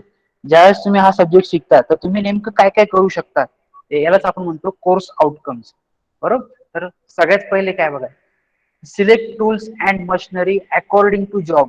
म्हणजे हा सब्जेक्ट ज्यावेळेस तुम्ही शिकतात, so you can able to select tools and machinery according to job. म्हणजे तुम्हाला हा सब्जेक्ट शिकल्यानंतर एखादा जॉब दिला तुम्हाला, ड्रॉइंग दिलं, तर तो ड्रॉइंग त्या जॉबला कम्प्लीट करण्यासाठी कोणकोणते टूल्स तुम्हाला पाहिजे, कोणकोणते टूल्स लागतील, हे तुम्ही काय करू शकता, सिलेक्ट करू शकता. बरोबर. म्हणजे ही ही नॉलेज, एवढं नॉलेज तुमच्यामध्ये तयार होतं की तुम्ही त्या जॉबला बघून कोणतं टूल्स वापरायला पाहिजे हे तुम्ही समजू शकता आणि लगेच त्या पद्धतीने ते टूल्स जे आहेत ते यूज करू शकता. तर हे झालं पहिलं आपलं CO. Next, use hand tools in different shops for performing different operations. म्हणजे काय, तर तुम्ही हा सब्जेक्ट ज्यावेळेस शिकतात त्यावेळेस प्रत्येक शॉपमध्ये प्रत्येक ऑपरेशन कसा परफॉर्म करायचा आणि त्यानंतर त्या ऑपरेशन साठी तुम्हाला कोणतं टूल्स लागतो हे सुद्धा तुम्ही ते यूज करू शकता. बरोबर. त्यानंतर पुढचा जो आहे तो operate equipment and machinery in different shops. म्हणजे तुम्ही वेगवेगळे मशिनरी सुद्धा वापरू शकता. ज्यावेळेस तुम्ही हा सब्जेक्ट शिकतात त्याच्यानंतर तुम्ही मशिनरी सुद्धा वापरू शकता. त्यानंतर prepare job according to drawing. म्हणजे ड्रॉइंग सारखं तुम्ही जॉब सुद्धा तयार करू शकता. And last one, maintain workshop related tools, equipment and machinery. म्हणजे तुम्ही त्या मशिनरीचं मेंटेनन्स सुद्धा व्यवस्थित करू शकता. तर असं हा सब्जेक्ट शिकल्यानंतर तुम्ही या 5 गोष्टी ज्या आहेत त्या करू शकता. म्हणजे तुम्ही टूल्स पण सिलेक्ट करू शकता जॉब नुसार. त्यानंतर तुम्ही वेगवेगळे ऑपरेशन सुद्धा परफॉर्म करू शकता, वेगवेगळे मशिनरीज ऑपरेट करू शकता. त्यानंतर जॉब ड्रॉइंग नुसार तुम्ही जॉब तयार करू शकता आणि त्या मशिनरीचा मेंटेनन्स सुद्धा करू शकता. तर हे झाले आपले कोर्स आउटकम्स. आता जसं मी सांगितलं की आपल्या या वर्कशॉप प्रॅक्टिस सब्जेक्ट मध्ये टोटल 5 शॉप्स आहेत. बरोबर. ते 5 शॉप्स कोणते कोणते होते बघा. Fitting shop, plumbing shop, metal joining shop, त्यानंतर furniture making shop and last one is sheet metal shop. आता या 5 शॉपचं आपलं एक छोटे छोटे इंट्रोडक्शन आपण घेणार आहोत आणि त्यानंतर ज्या पुढच्या प्रॅक्टिकल पासून तुम्हाला या प्रत्येक शॉपचं डिटेल तुम्हाला सगळी डिटेल या प्रत्येक शॉपचं, आपले जे काही शॉप वाईज आपल्याकडे इन्स्ट्रक्टर आहेत ते सगळे इन्स्ट्रक्टर तुम्हाला त्या प्रत्येक शॉप बद्दल माहिती जी आहे ती देणार आहेत. तुम्हाला त्याच्यात काय काय करायचे, त्यानंतर कोणकोणते टूल्स वापरायचे, कोणकोणते ऑपरेशन्स करायचे, कोणकोणते जॉब तयार करायचे. प्रत्येक शॉप मध्ये तुम्हाला जॉब तयार करायचे. म्हणजे तुम्ही ज्यावेळेस सेमिस्टर संपेल आपली तर 5 शॉपचे मिळून तुम्हाला 5 जॉब जे आहेत ते मिनिमम तुमचे तयार होणार आहेत. सर हे हा, लिहिलं येस. तर चालेल का? नाही, तुम्हाला मी डायरेक्टली या ही जी काही पीडीएफ मी मगाशी सिलेबस सांगितलं होतं बरोबर, तर आपल्या वर्कशॉप प्रॅक्टिस या सब्जेक्टचा एक ग्रुप तयार केला जाणार आहे आणि त्या ग्रुपवरती जी काही पीडीएफ मी तुम्हाला दाखवली ती पीडीएफ मी शेअर करणार आहे आणि त्यामध्ये तुम्हाला पूर्ण सिलेबस जो आहे तो मिळून जाणार आहे. त्यामुळे हे लिहित नका बसू, डायरेक्टली मी तुम्हाला त्या सिलेबस शेअर केला, त्या सिलेबस मध्ये तुम्हाला या शॉप बद्दल सगळी माहिती जी आहे ती मिळणार आहे. ठीक आहे. Hello sir. हा, येस. सर ह्या WPM साठी नका म्हणजे काय काय म्हणजे इन्स्ट्रुमेंट्स नंतर ते नोटबुक्स कसे लागणार आहेत? ओके. माझं प्रेझेंटेशन संपलं की शेवटी मी ते सगळं सांगणार आहे. ठीक आहे. Don't worry about it. So हे आपले शॉप्स आहेत टोटल 5 शॉप्स. त्यानंतर आता आपण बघू की पहिल्या फिटिंग शॉप. म्हणजे जसं मी सांगितलं की फिटिंग शॉप हा आपल्या वर्कशॉप मधला फर्स्ट शॉप आहे. आता फिटिंग म्हणजे काय बघा, तर बऱ्याच वेळा आपण एक बरेचसे इन्स्ट्रुमेंट यूज करतो आणि त्यामध्ये आपल्याला प्रॉपर फिटिंग मध्ये असणं ते इन्स्ट्रुमेंट गरजेचे असतात. आता एक छोटस एक्झाम्पल जर घ्यायचं ठरलं तर आपण ज्या वेगवेगळ्या प्रकारचे कपडे यूज करतो बरोबर, शर्ट असेल, पॅन्ट असेल, पंजाबी ड्रेस असेल बरोबर, तर हे सगळे जे काही कपडे आहेत ते आपण काय करतो, आपल्या डायमेन्शन्स, आपल्या बॉडीचे जे काही डायमेन्शन्स असतील त्यानुसार आपण त्याला फिटिंग करून घेतो बरोबर. आणि हे जर फिटिंग असेल तरच ते जे काही तुम्ही कपडे यूज करतात तर ते तुम्हाला चांगले दिसेल. म्हणजेच नाहीतर काय की जर समजा आपण एखादा शर्ट जर घेतला तर शर्ट प्रॉपर फिटिंग मध्ये नसेल, त्याचे स्लीव्स खाली चालले, त्याचे बटन दुसऱ्या ठिकाणी चालले बरोबर, तर असं नको आपल्याला. जर समजा आपले जे काही वापरायचे कपडे असतील ते जर समजा प्रॉपर फिटिंग मध्ये असेल तरच ते आपल्याला योग्य चांगले दिसतील बरोबर. तर त्यामुळे फिटिंग याला खूप महत्व असतं बरोबर. हे जसं मी तुम्हाला एक डेली यूज मधलं एक एक्झाम्पल दिलं, तसं इंजिनिअरिंग सेक्टरमध्ये सुद्धा फिटिंगला खूप महत्व असतं बरोबर. आता तुमच्या समोर बघा एक ड्रॉइंग दिसतंय, एक इमेज दिसते. या इमेज मध्ये माझा कर्सर ज्या जॉब वरती, त्या जॉब बद्दल आपण बोलू. बघा इथे आता एक टी शेप मध्ये एक जॉब दिसतोय आणि हा टी शेप मधला जॉब या स्लॉट मध्ये काय होतोय, हा फिट होतोय बरोबर. म्हणजेच आपल्याला काय करायचं, इथे इथे एक स्लॉट तयार करायचा आहे आणि इथे आता असा हा टी शेप तयार करायचा आहे बरोबर. तर हा हा टी शेप या स्लॉट मध्ये जर समजा प्रॉपरली फिक्स झाला नाही, प्रॉपरली फिट झाला नाही, तर ही असेंब्ली जी आहे ही असेंब्ली प्रॉपरली वर्क करणार नाही बरोबर. त्यामुळे जर समजा तुम्हाला एखाद्या जॉबचा आउटपुट पाहिजे असेल, फायनल आउटपुट, तर तो जॉब हा प्रॉपरली फिट असणं गरजेचं असतं. त्यामुळे फिटिंग शॉप मध्ये तुम्हाला हेच शिकवलं जाईल की वेगवेगळ्या टाईपची फिटिंग कोणकोणते असतात, त्यानंतर फिटिंग कशी केली जाते, हे सगळं तुम्हाला या मेटलच्या पीस वरती तुम्हाला शिकवलं जाईल फिटिंग कसं केलं जातं.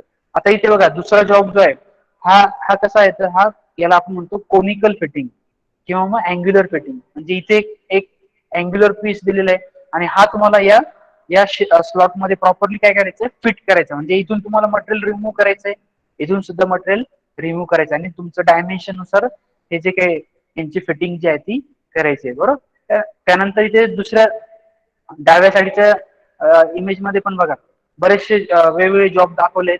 तर हे सगळे जॉब जे आहेत हे आपल्याला फिटिंग शॉपचे जॉब जे आहेत ते दिसत आहेत बरोबर. असे तुम्हाला या फिटिंग शॉप मध्ये वेगवेगळ्या डायमेन्शनचे जॉब तयार करायचे आणि त्यानुसार तुम्हाला त्याच्यावरती वेगवेगळे ऑपरेशन्स जे आहेत ते तयार करायचे. ऍक्च्युअल फिटिंग शॉप हा काय असतो हे आपल्याला डिटेलमध्ये नंतर पुढे बघायचंच आहे. हे फक्त आता मी काय देतोय, तर इंट्रोडक्शन देतोय बरोबर. So this is our fitting shop. Next one is plumbing shop. बघा आता प्लंबिंग शॉप म्हटलं तर आपल्या डोळ्यासमोर लगेच काय येतं, घरातले नळ कनेक्शन बरोबर.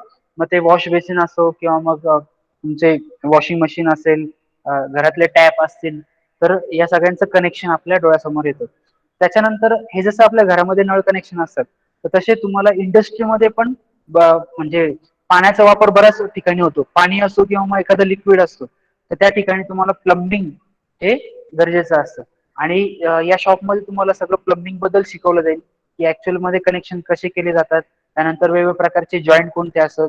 आता इथे दिसतंय बघा टी जॉईंट काय असतो, क्रॉस जॉईंट काय असतो, एल्बो काय असतो बरोबर. हे सगळं तुम्हाला या फिटिंग सेक्शन मध्ये सॉरी प्लंबिंग शॉप मध्ये तुम्हाला शिकवलं जाईल बरोबर. त्यानंतर पुढे जे आहे मेटल जॉईनिंग शॉप. आता मेटल जॉईनिंग म्हणजे काय असतं, जसं मी सांगितलं की दोन जॉब जे आहेत ते एकमेकांना काय करतात, जॉईन केले जातात. आता इथे बघा ही पहिली प्लेट आहे, मेटल प्लेट आहे ही बरोबर, आणि ही काय आहे, दुसरी मेटल प्लेट. आणि या दोन्ही मेटल प्लेटला आपण काय करतोय, वेल्डिंग या प्रोसेसच्या मदतीने काय करतोय, जॉईन करतोय बरोबर. म्हणून त्याला आपण काय म्हणतात, मेटल जॉईनिंग शॉप. म्हणजेच काय, तर याला आपण थोडक्यात म्हणतो वेल्डिंग शॉप. दोन मेटल पीस असतात ते एकमेकांना जॉईन केले जातात बरोबर. आपल्या वेल्डिंग रॉडच्या मदतीने त्याला जॉईन केले जातात. तर वेगवेगळे मशीन कोणकोणते वापरले जातात, टूल्स कोणते वापरतात, हे आपल्याला या मेटल जॉईनिंग शॉप मध्ये शिकायचंय. आणि तुम्हाला ऍक्च्युअल मध्ये स्वतः वेल्डिंग प्रोसेस करायची बरोबर. आतापर्यंत तुम्ही फॅब्रिकेशन शॉप मध्ये फक्त काय बघितलंय की तो माणूस काम करतोय, म्हणजे तुम्ही दुसऱ्यांना काम करताना बघितलंय. पण इथे आपल्याला तसं नाही, इथे आपल्याला काय करायचंय, स्वतःला तुम्हाला वेल्डिंग करायचं. म्हणजे इथले ते सर जे असतात ते तुम्हाला स्वतःला ते मशीन तुमचं पूर्णपणे हातात देतात आणि तुम्हाला स्वतःला ते दोन मेटल जे असतात ते जॉईन कराय देतात बरोबर. त्यामुळे प्रॅक्टिकली तुम्हाला हे सगळं करणं गरजेचं असणार आहे. सो तुम्हाला प्रॅक्टिकल नॉलेज हे पूर्णपणे इथे आपल्याला मिळणार आहे. त्यानंतर पुढचा जो शॉप आहे हा furniture making shop. Furniture making म्हणजे काय की वेगवेगळ्या प्रकारचे लाकडाचे टाइप्स असतात, तर यांचा वापर करून आपल्याला वेगवेगळे जॉईंट्स तयार करायचे बरोबर. जसं आता इथे ड्रॉइंग मध्ये दिसतंय बघा, टी जॉईंट आहे, त्यानंतर कॉर्नर जॉईंट आहे, एल जॉईंट आहे, अशा वेगवेगळ्या प्रकारचे जॉईंट्स असतात. आणि फर्निचर मध्ये तुम्हाला हे जॉईंट्स खूप महत्वाचे असतात. म्हणजे ज्यावेळेस तुम्ही एखादा टेबल बनवतायत, तर त्या टेबल बनवताना तुम्हाला कोणत्या पद्धतीचं जॉईंट यूज केला तर तो चांगला असणार आहे. टेबल असेल, रॅक असेल, वेगवेगळे जे काही फर्निचरचं मटेरियल असतं, तर त्या फर्निचरच्या मटेरियल मध्ये कोणकोणते जॉईंट्स हे मोस्टली यूज केले जातात हे आपल्याला बघायचंय. त्यानंतर कोणकोणते ऑपरेशन्स करतात, त्यानंतर कोणकोणते टूल्स वापरले जातात, हे सगळं आपल्याला या फर्निचर मेकिंग शॉप मध्ये शिकायचं आणि तुम्हाला ड्रॉइंग सुद्धा तयार करायची, जॉब तयार करायचे. And last one is sheet metal shop. आता शीट मेटल शॉप म्हणजे काय की जसं इथे तुमच्या ड्रॉइंग मध्ये इमेज मध्ये दिसतंय की एक शीट आहे, त्या शीटला कट केलं जातं आणि त्याचा वापर करून तुम्हाला वेगवेगळे जॉब जे आहेत ते तयार केले जातात. आता याचं एक एक्झाम्पल द्यायचं ठरलं तर आपण बघा फ्लोर मिल ज्याला म्हणतो, म्हणजे मराठीत त्याला आपण गिरणी म्हणतो. त्या गिरणीमध्ये आपण ज्यावेळेस आपण गहू दळायला जातो बरोबर, त्यावेळेस आपण बघतो की तो माणूस काय करतो, आपल्या हातातनं डबा घेतो आणि तो ते गहू त्या गिरणीमध्ये तो टाकतो बरोबर.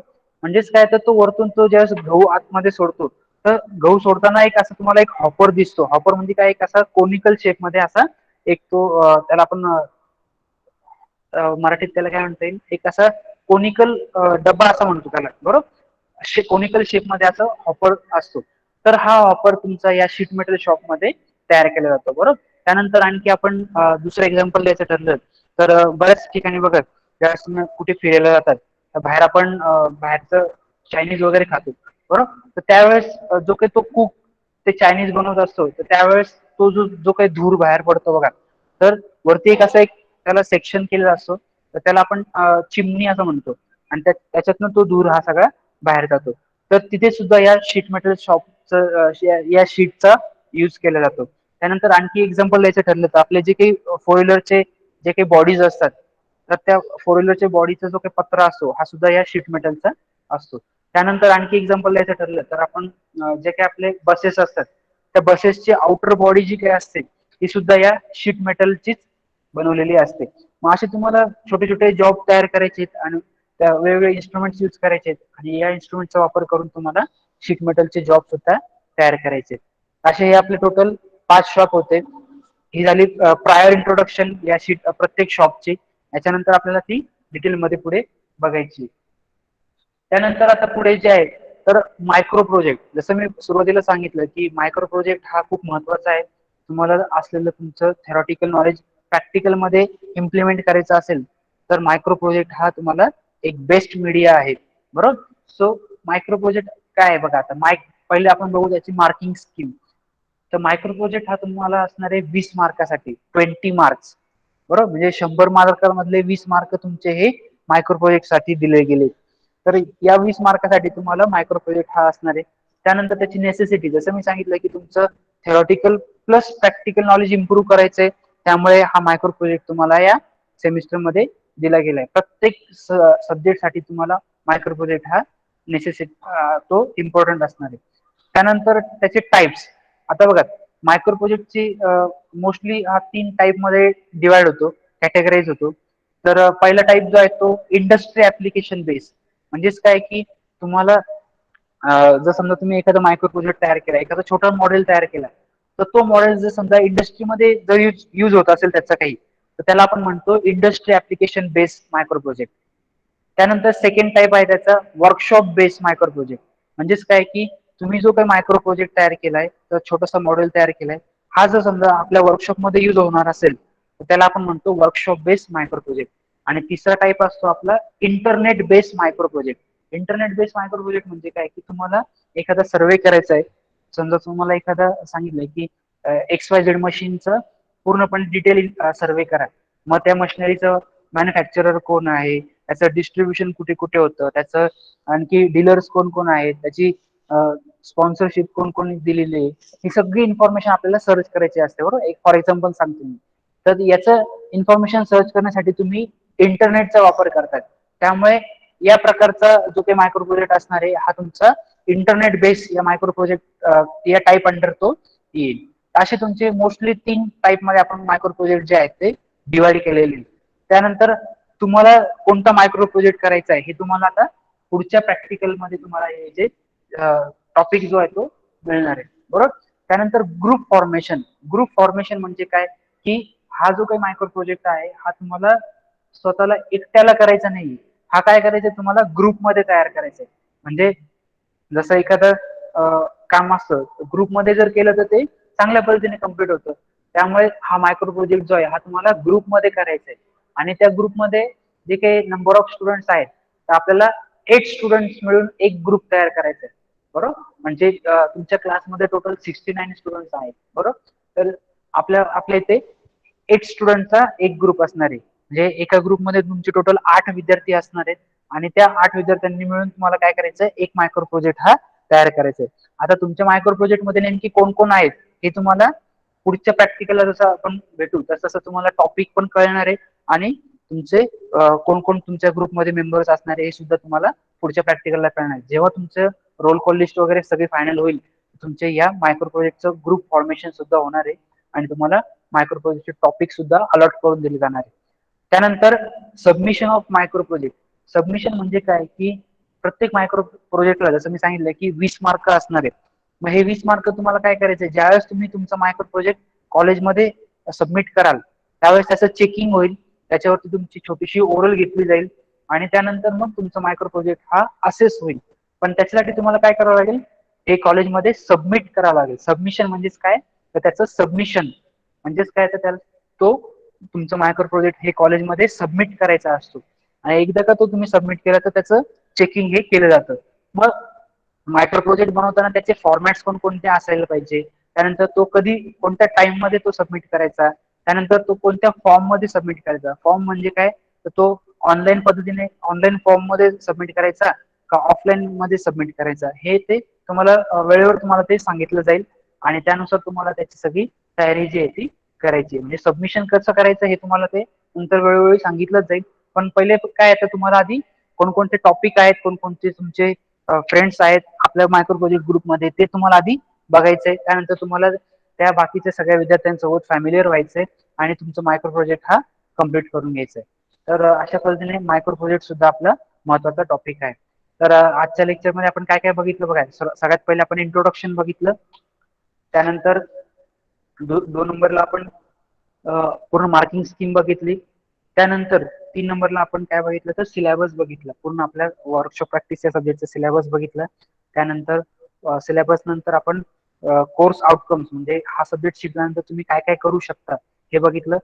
त्यानंतर आपण मायक्रो प्रोजेक्ट बघितले, वेगवेगळे शॉप बघितले आणि प्रत्येक शॉपचा आपण सुरुवातीला आता छोटी छोटी इंट्रोडक्शन जी आहे ती बघितली. तर this is all about our workshop practice subject.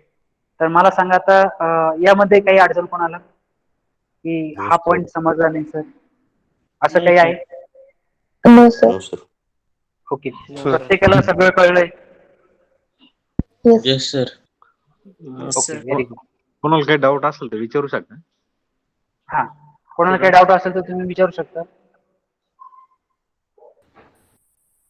ठीक आहे.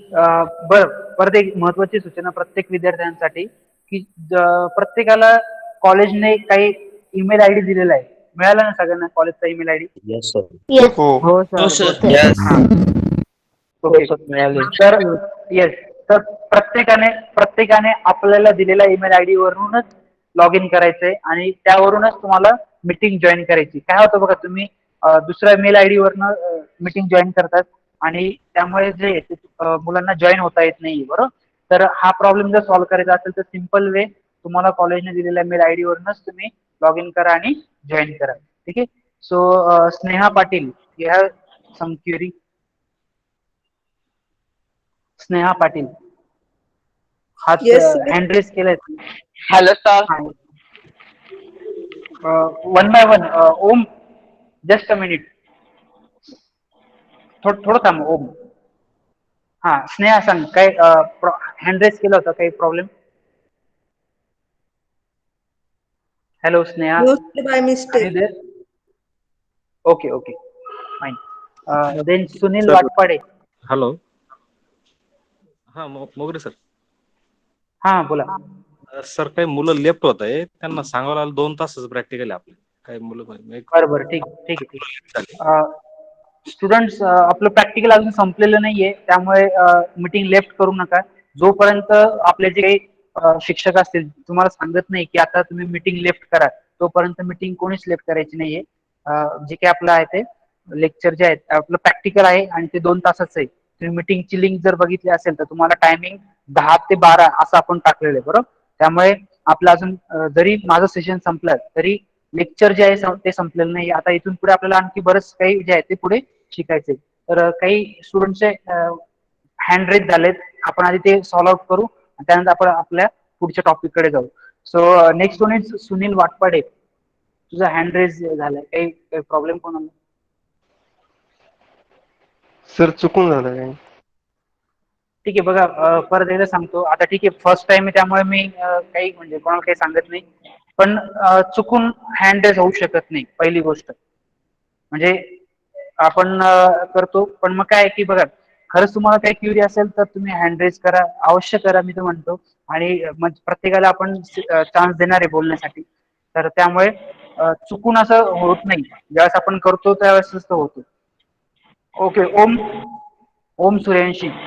हा सर, आपलं आपल्या सब्जेक्टसाठी इन्स्ट्रुमेंट्स आणि वह्या कशा करायच्या आहे? बरं बरं, ठीक आहे, सांगतो. बघा आता ओमने अतिशय चांगला प्रश्न विचारलाय की आपल्या सब्जेक्टसाठी बुक्स वगैरे काय घ्यायचे आहेत. तर तुम्हाला तुमच्या माहितीसाठी परत एकदा सांगतो स्टुडंट्स, आपल्याला कोणत्याही प्रकारचं नोटबुक तयार करायची नाहीये सध्या तरी. बरोबर, तुम्हाला जे काही आहे कॉलेजमधनं उलट तुम्हाला स्टेशनरी मिळणार आहे. वर्कशॉपचं जे काही बुक आहे हे कॉलेजमधून तुम्हाला मिळणार आहे, आणि त्या कॉलेज मधून जे काही तुम्हाला बुक मिळणार आहे तर त्याच्यातच तुम्हाला सगळं जे आहे ते कम्प्लीट करायचं आहे. याच्यासाठी एक स्पेशल बुक वगैरे आता सध्या लगेच तयार करायची गरज नाही. पुढे पुढे ज्यावेळेस तुम्हाला सांगितलं जाईल त्यावेळेस तुम्हाला ते रजिस्टर मेंटेन करायचे, पण आता लगेच नाही. ठीक आहे. त्यानंतर विशाखा. सर, मला कॉलेजकडून ईमेल आयडी नाही मिळालेला, तर तो कधीपर्यंत मिळेल? पाटील मॅडमला कॉन्टॅक्ट करायचा. तुमचे क्लास कोऑर्डिनेटर पाटील मॅडम आहेत, तर ते तुम्हाला सांगतील. आणि त्यानंतर मग त्यांच्याद्वारे तुम्ही जे काही पुढचे मेल असेल किंवा मग जे काही तुमच्या क्युरी असतील त्या तुम्ही त्यांना रिगार्डिंग मीटिंग तुम्ही त्यांना सांगू शकता. ठीक आहे. नेक्स्ट अभिजित. Hello sir. हा, बोल बोल. सर, आपल्या ह्या सब्जेक्टचा रिटर्न पेपर नसणार आहे का? नाही, मी जसं पहिल्या सुरुवातीला सांगितलं की आपल्या सब्जेक्टला फक्त प्रॅक्टिकल असणार आहे, थेरी पेपर नाहीये. त्यामुळे जो काही आहे आपला पूर्णपणे 100 मार्काचं जे आहे ते प्रॅक्टिकल असणार आहे. तुम्हाला हँड रिटन पेपर वगैरे काही द्यायचं नाही या सब्जेक्ट, फक्त प्रॅक्टिकल परफॉर्म करायचे. आणि त्यामुळे मी सांगितलं की 100 मार्क हे तुमच्या हातातले मार्क आहेत, त्यामुळे जास्तीत जास्त चांगल्या पद्धतीने स्कोर करा, रेग्युलर लेक्चर प्रॅक्टिकल अटेंड करा.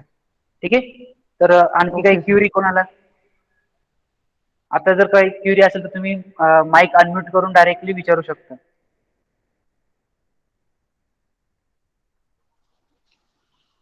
ठीक आहे, चला आता काही क्युरी नाही असं आपण समजू आणि पुढच्या टॉपिक कडे जाऊ. ठीक आहे. तर पुढे जे आहेत, आता जसं आपण पूर्ण सिलेबस बघितला, बरोबर, आता नेमकं आपल्याला काय करायचं हे कळलं.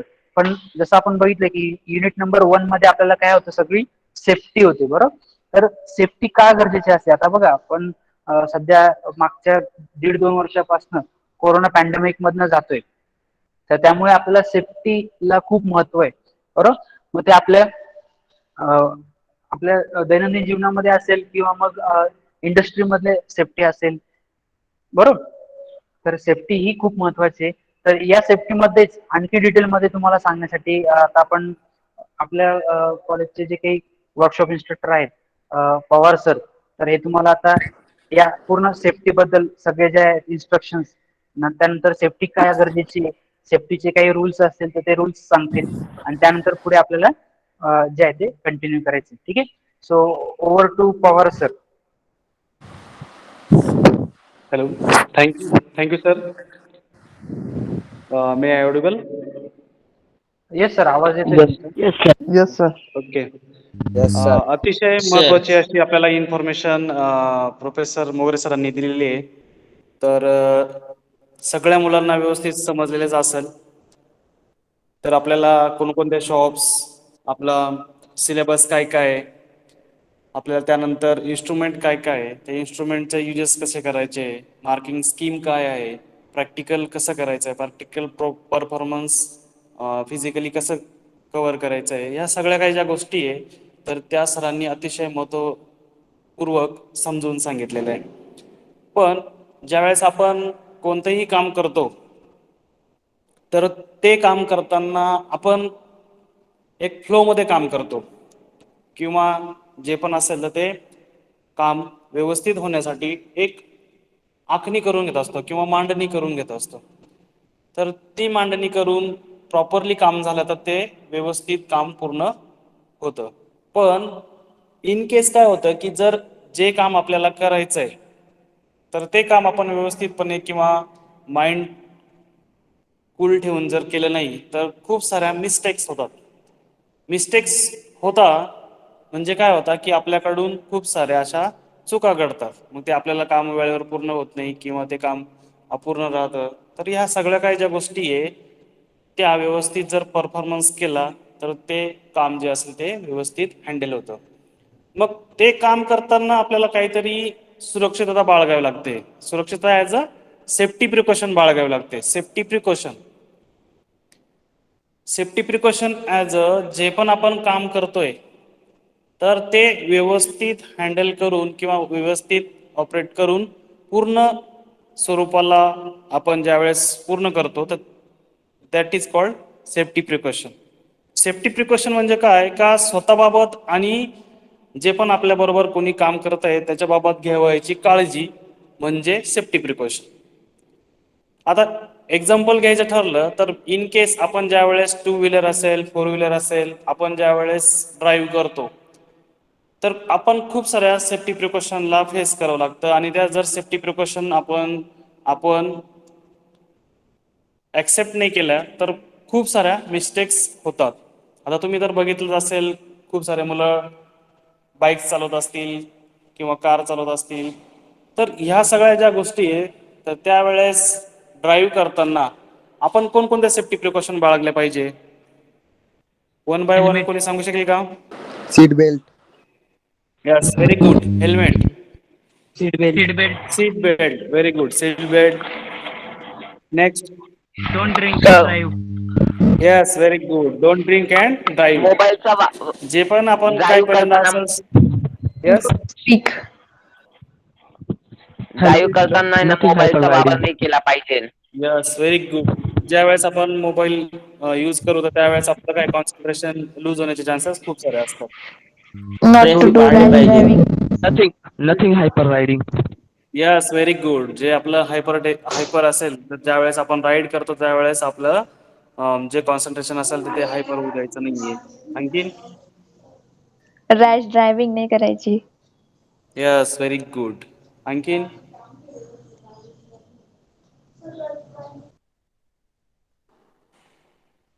ओके.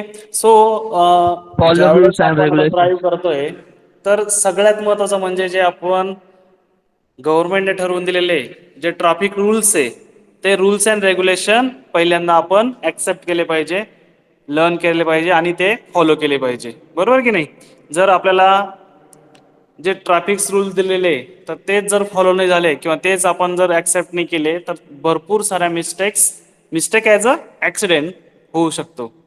तर पहिल्यांदा जे ट्रॅफिक रूल्स असेल ते ट्रॅफिक रूल आपण ॲक्सेप्ट केले पाहिजे. त्यानंतर नेक्स्ट असेल हेल्मेटचा यूज केला पाहिजे जेणेकरून ज्यावेळेस आपण ड्राईव्ह करतो इन केस कोणाच्या बाबतीत असं घडू नये पण इन केस ॲक्सिडेंट झाला तर त्यावेळेस आपल्याला जे काही हेड असेल ते हेडचं प्रोटेक्शन व्यवस्थितरित्या होईल. त्यानंतर जे पण आपण ड्राईव्ह करतोय तर त्या ड्राईव्ह करण्याच्या वेळेस आपलं जे कॉन्सन्ट्रेशन जे असेल ते कॉन्सन्ट्रेशन ॲज अ एका ठिकाणी एकाग्र असलं पाहिजे. कारण का ज्यावेळेस आपण बाईक चालवतो कार चालवतो त्याच्यानंतर जर आपलं कॉन्सन्ट्रेशन इकडे तिकडे जर भरकटत असेल तर त्यावेळेस पण ॲक्सिडेंट होण्याचे चान्सेस खूप सारे असतात. त्यानंतर फर्स्ट ऑफ ऑल महत्त्वाची गोष्ट म्हणजे का ज्यावेळेस आपण कार बाईक चालवत असेल तर त्यावेळेस आपलं जे व्हेकल असेल तर ते व्हेकल प्रॉपर कंडिशनमध्ये आहे की नाही हे पहिल्यांदा बघितलं पाहिजे. इन केस आपण जर सपोज मोटरसायकल चालवायला गेलो आणि त्याचे ब्रेक्स फेल ऑब्विसली काय होणार आहे? ॲक्सिडेंट होण्याचे चान्सेस भरपूर आहे. किंवा इन केस आपण बाईक ड्राईव्ह करतोय आणि त्यामध्ये पेट्रोलच नाही आहे तर मग काय होणार आहे? आपल्याला ढकलायची वेळ येते. तर अशा ज्या काही गोष्टी आहे आपलं ज्या वेळेस इन केस सेफ्टी प्रिकॉशन ह्या सगळ्या छोट्या छोट्या गोष्टींमध्ये आपल्याला शिकायचं आहे. नेक्स्ट जे असेल तर त्यावेळेस आपण बाईक असेल कार असेल तर त्यावेळेस गव्हर्नमेंटने अतिशय महत्त्वपूर्ण सांगितलं आहे की डोंट ड्रिंक अँड ड्राईव्ह. मद्यपान करू नये. तर भरपूर सारे जे ओल्ड पर्सन असतात किंवा मिडल पर्सन असतात, तर एजचे पर्सन जे असतात तर ते ड्रिंक करून ड्राईव्ह करतात. ड्रिंक करून ड्राईव्ह केला तर काय होतं की स्वतःही प्रॉब्लेममध्ये क्रिएट होतो आणि नेक्स्ट आपल्या समोरचा जो पण कोणी व्यक्ती असेल त्याला पण प्रॉब्लेममध्ये आपण खेचत असतो. तर ह्या सगळ्या काही ज्या गोष्टी आहे, तर ह्या सगळ्या काही गोष्टी आपण अवॉइड केल्या पाहिजे. तर सेफ्टी प्रिकॉशन ज्या वेळेस आपण वर्किंग करतो, कुठे जा तुम्ही, सपोज वर्कशॉप असेल, इंडस्ट्री असेल, आपलं घर असेल, ज्यावेळेस आपण सेफ्टी प्रिकॉशन बाळगू तर त्यावेळेसच जे पण काही वर्क असेल ते व्यवस्थितपणे कंप्लीट होतं, पूर्ण होतं. आपण आता सपोज तुमचं एक्झाम्पल घ्या एक, की ज्या वेळेस आपण आपला जो अँड्रॉइड मोबाईल असेल तर तो अँड्रॉइड मोबाईल बघत असतो, तर अँड्रॉइड मोबाईल पण वापरताना काहीतरी काळजी घ्यावी लागते. हां, तर ह्या सगळ्या काही ज्या गोष्टी अँड्रॉइड मोबाईल यूज करताना काय काय काळजी घ्यावी लागेल बरे?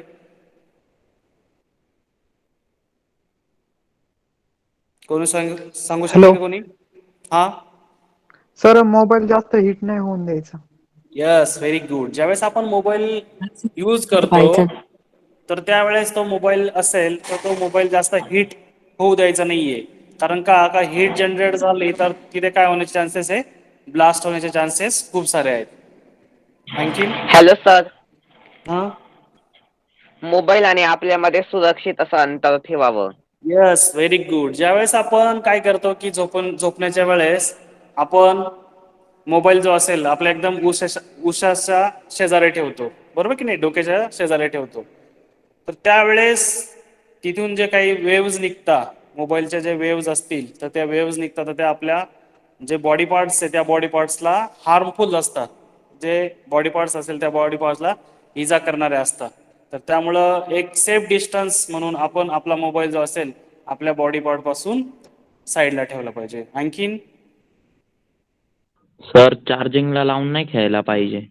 Yes, very good. ज्या वेळेस आपण मोबाईल चार्ज करतो तर त्यावेळेस चार्ज करून आपला जो मोबाईल असेल तो मोबाईल गेम वगैरे खेळणं बंद केलं पाहिजे. कारण का ज्यावेळेस आपण मोबाईल चार्जिंगला लावून ऑपरेट करत असतो तर त्यावेळेस जास्त हीट जनरेट होते आणि हीट जनरेटमुळे ब्लास्ट होण्याचे चान्सेस खूप सारे असतात. आणखीन कमीत Flammable कमी वस्तू जवळ हेडफोनचा ठेवू वापर नये. करावा. Yes, very good. ह्या ज्या छोट्या छोट्या थिंग्स आहे आपण ज्या सेफ्टी प्रिकॉशन मध्ये बघत आहोत, त्या ह्या सगळ्या सेफ्टी प्रिकॉशन मधल्या ज्या थिंग्स तुम्ही जर हां यस फ्लॅमेबल वस्तूंजवळ नाही ठेवलं पाहिजे. यस, जे पण फ्लेमेबल जे ज्वलनशील वस्तू आहे त्या ज्वलनशील वस्तूंपासून मोबाईल थोडासा लांब ठेवला पाहिजे. कारण का मोबाईलचा दुरुपयोग नाही करावा. तर त्यामुळे आपल्या मोबाईलला पण हार्म होऊ शकतो आणि आपल्याला पण हार्म होऊ शकतो.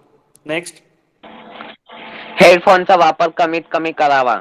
Yes, very good. ज्यावेळेस आपण आता खूप साऱ्या मुलांना, आता तुम्ही बघा ऑनलाईन चालू आहे, तर त्यावेळेस काय असतं की खूप साऱ्या मुलं व्हेरियस टाईप्सचे हेडफोन्स यूज करतात आणि व्हेरियस टाईपचे हेडफोन्स यूज केल्याच्या नंतर प्रत्येक हेडफोनच्या व्हॉइसची क्वालिटी वेगवेगळी असते. इन केस काही जे हेडफोन्स असतील त्यांची वाली व्हॉल्यूम क्वालिटी जी आहे तर ती प्युअर क्वालिटीची पण असते आणि काही जे हेडफोन्स असतात त्यांची व्हॉल्यूम क्वालिटी जी असेल तर ती अनप्युअर पण असते. तर त्यामुळे मग काय की आपल्या कानांना खूप साऱ्या इजा होण्याचे चान्सेस असतात.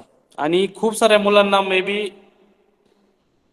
ऑब्झर्व पण केलं असेल तुम्ही, तर त्या मुलांना काय सवय असते की ज्यावेळेस आपण स्लीप करतो, झोपतो, तर त्यावेळेस मुलं तसे कानात हेडफोन घालून झोपून जातात. तर ह्या ज्या गोष्टी आहे, ही जी हॅबिट्स आहे ही रॉंग आहे. तर टोटली रॉंग असल्यामुळं हेडफोन्स आपलं वर्क झालं, आपलं काम झालं, तर त्याच्यानंतर व्यवस्थित ते काढून ठेवा आणि त्याच्या प्लेसला व्यवस्थित ठेवून द्या, जेणेकरून जे आपल्याला हार्म होणार आहे, इजा होणार आहे, तर ती इजा आपण तिथे कंट्रोल करू शकतो आणि सेफ्टी प्रिकॉशन जे आहे त्या सेफ्टी प्रिकॉशनला आपण कव्हर करू शकतो. सर बरोबर. तर मगाशी सरांनी खूप साऱ्या महत्त्वाच्या गोष्टी आपल्याला समजून सांगितलेल्या आहे. आता आपल्या सब्जेक्ट कडे येऊ आपण. आपण सेफ्टी प्रिकॉशन तुम्ही इन जनरली तुमच्या बरोबर किंवा घरात ॲटमॉस्फिअर जे आहे त्या ॲटमॉस्फिअरमध्ये पण आपण ऑब्झर्व करतो किंवा स्वतः पण आपण काही मिस्टेक ज्या असतील त्या मिस्टेक करतो.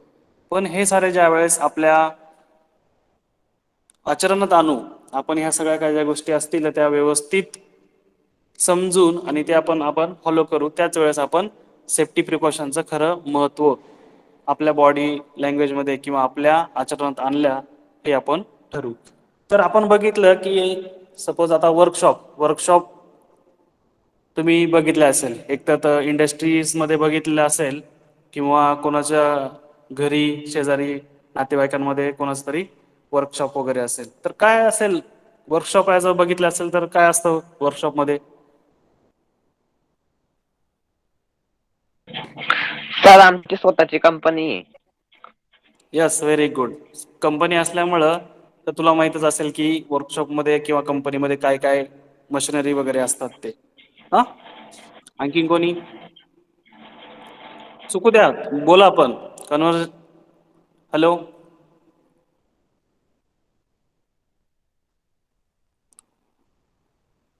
तुमच्याकडून रिस्पॉन्स येऊ द्या, कारण का की आपण खूप साऱ्या गोष्टी आपण शिकणार आहोत, तर त्यामुळं आपण जास्त बोललं जसं कन्व्हर्सेशन केलं तर ते योग्य राहील. चुकू द्या, काही प्रॉब्लेम नाहीये, चुकलं तरी काही प्रॉब्लेम नाहीये, बोला.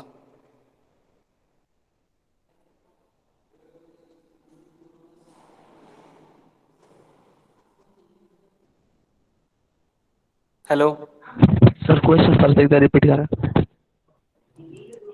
जे पण आपल्याला सपोज मी काय विचारलं की वर्कशॉप तुम्ही बघितलेलं पण असेल सगळ्या जणांनी. काय असतं वर्कशॉपमध्ये, काय काय असतं ते कोणी सांगू शकेल का boss? Machinery. Machinery. Yes, very good. Machinery असतात. Many types of tools. Yes, very good.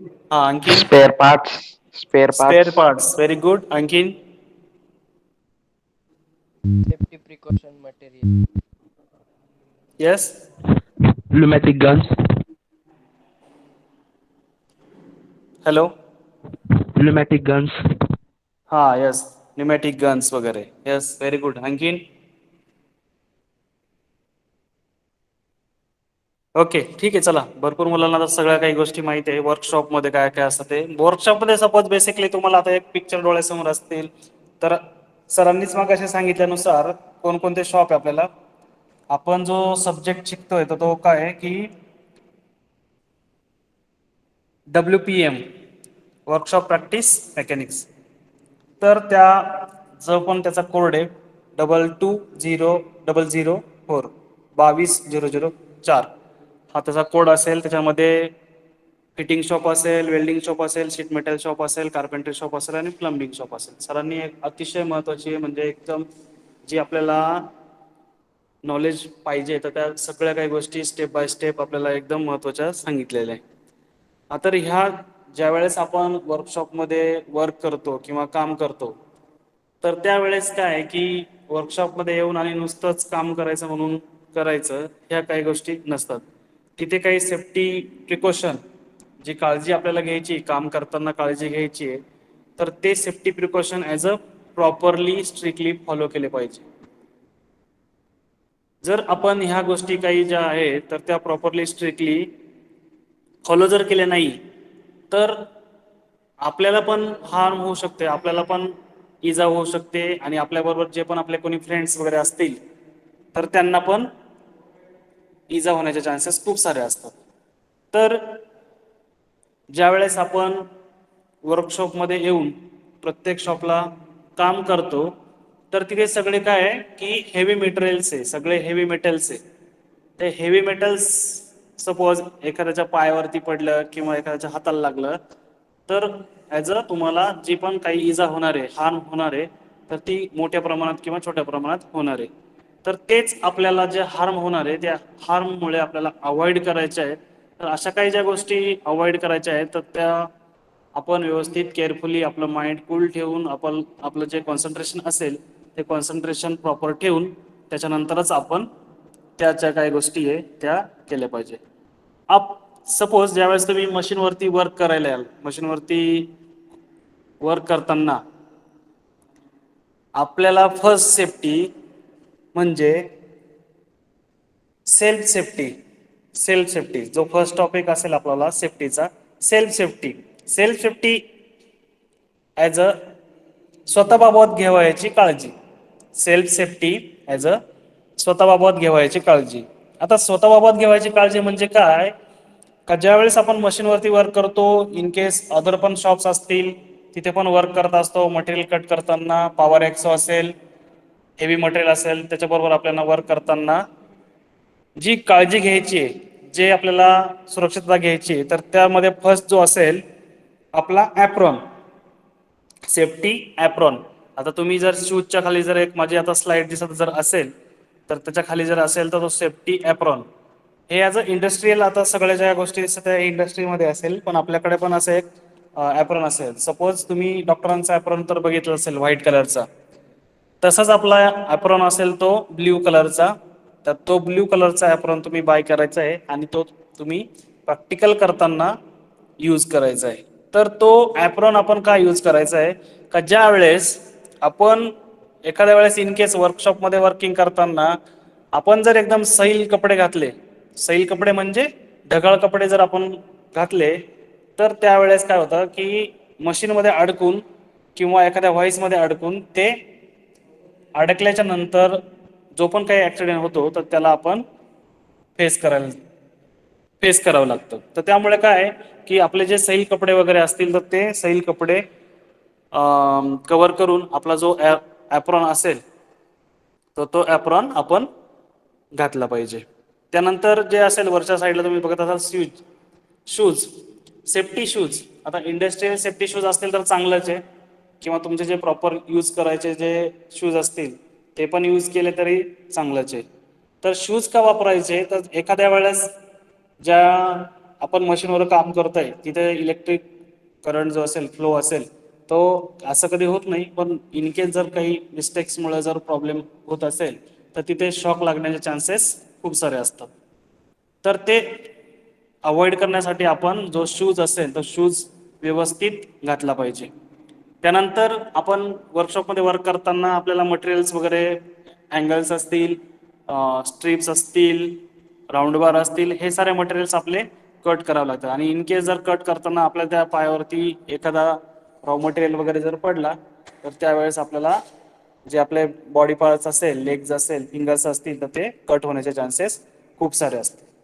तर त्यामुळं मग काय आहे की सपोज तुमच्याकडे सेफ्टी शूज असतील तर खूपच चांगलं आहे, आणि जर आपले रेग्युलर शूज असतील, स्पोर्ट शूज असतील, तर ते यूज केलं तरी खूप चांगलं आहे. यामध्ये काय आहे की वर्कशॉपला येताना कोणीही चप्पल, सँडल वगैरे कोणीही घालून यायचं नाही. As a strictly ban. चप्पल आणि सँडल कोणीही यूज करायचे नाही, फक्त शूज घालूनच यायचं आहे. ज्याच्या वेळेस आपण तुमचा आता ऑनलाईन चालू आहे त्यामुळे काही प्रॉब्लेम नाही आहे, पण ज्या वेळेस तुमचा फिजिकली चालू होईल तर त्यावेळेस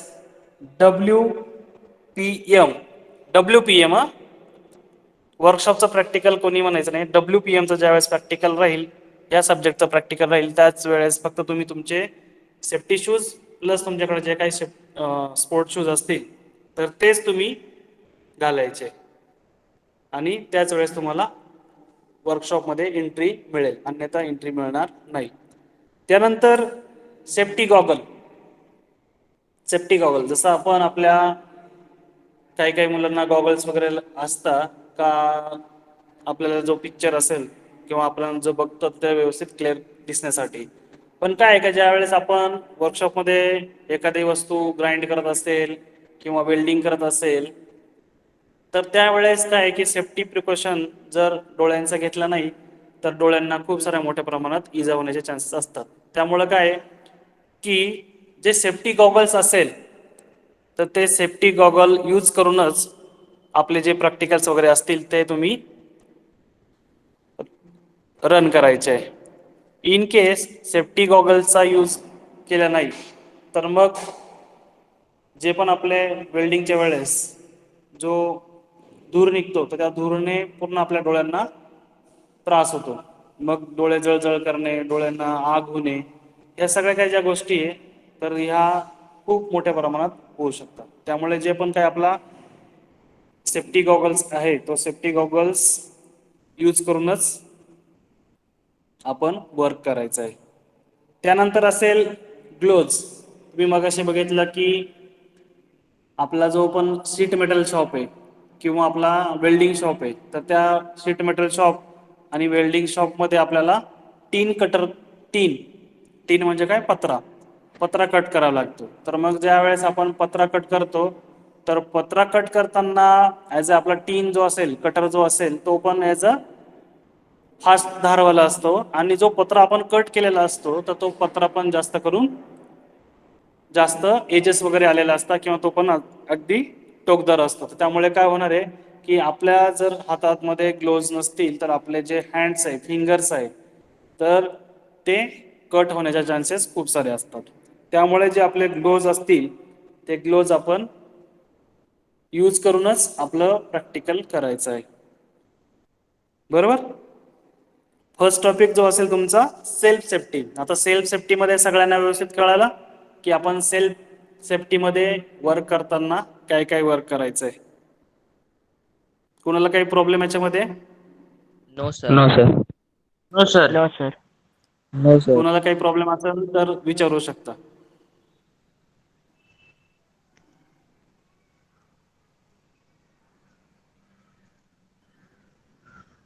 नाही कोणाला काही प्रॉब्लेम? सर. नाही. हा, येस, बोला बोला बोला.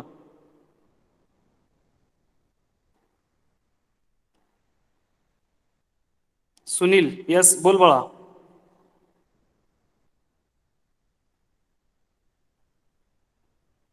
येस, रितेश.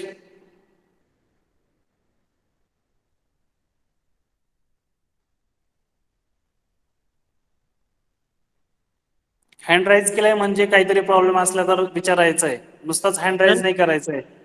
चुकून झालं सर, चुकून झालं, चुकून टच झाला, ह्या ज्या काही गोष्टी आहे, तुम्ही आता छोटे मुलं नाहीये, तुम्ही as a grown up boys, so प्रत्येकाने केअरफुली आपला जर काही क्वेश्चन असेल तरच हँड राईज करायचं आहे. बरोबर. तर असं चुकून झालं, हे झालं, ते झालं, तुम्ही आता मुलं नाहीये, तुम्ही आता शाळेत नाहीये, तुम्ही आता ॲज अ प्रोफेशनल कॉलेजला इंटर झालेले आहेत, तुम्ही प्रोफेशनल कॉलेजला ॲडमिशन घेतलंय, तर त्यामुळं सर चुकून झालं, चुकून टच झालं, ह्या सगळ्या गोष्टी अवॉइड करायच्या आहे.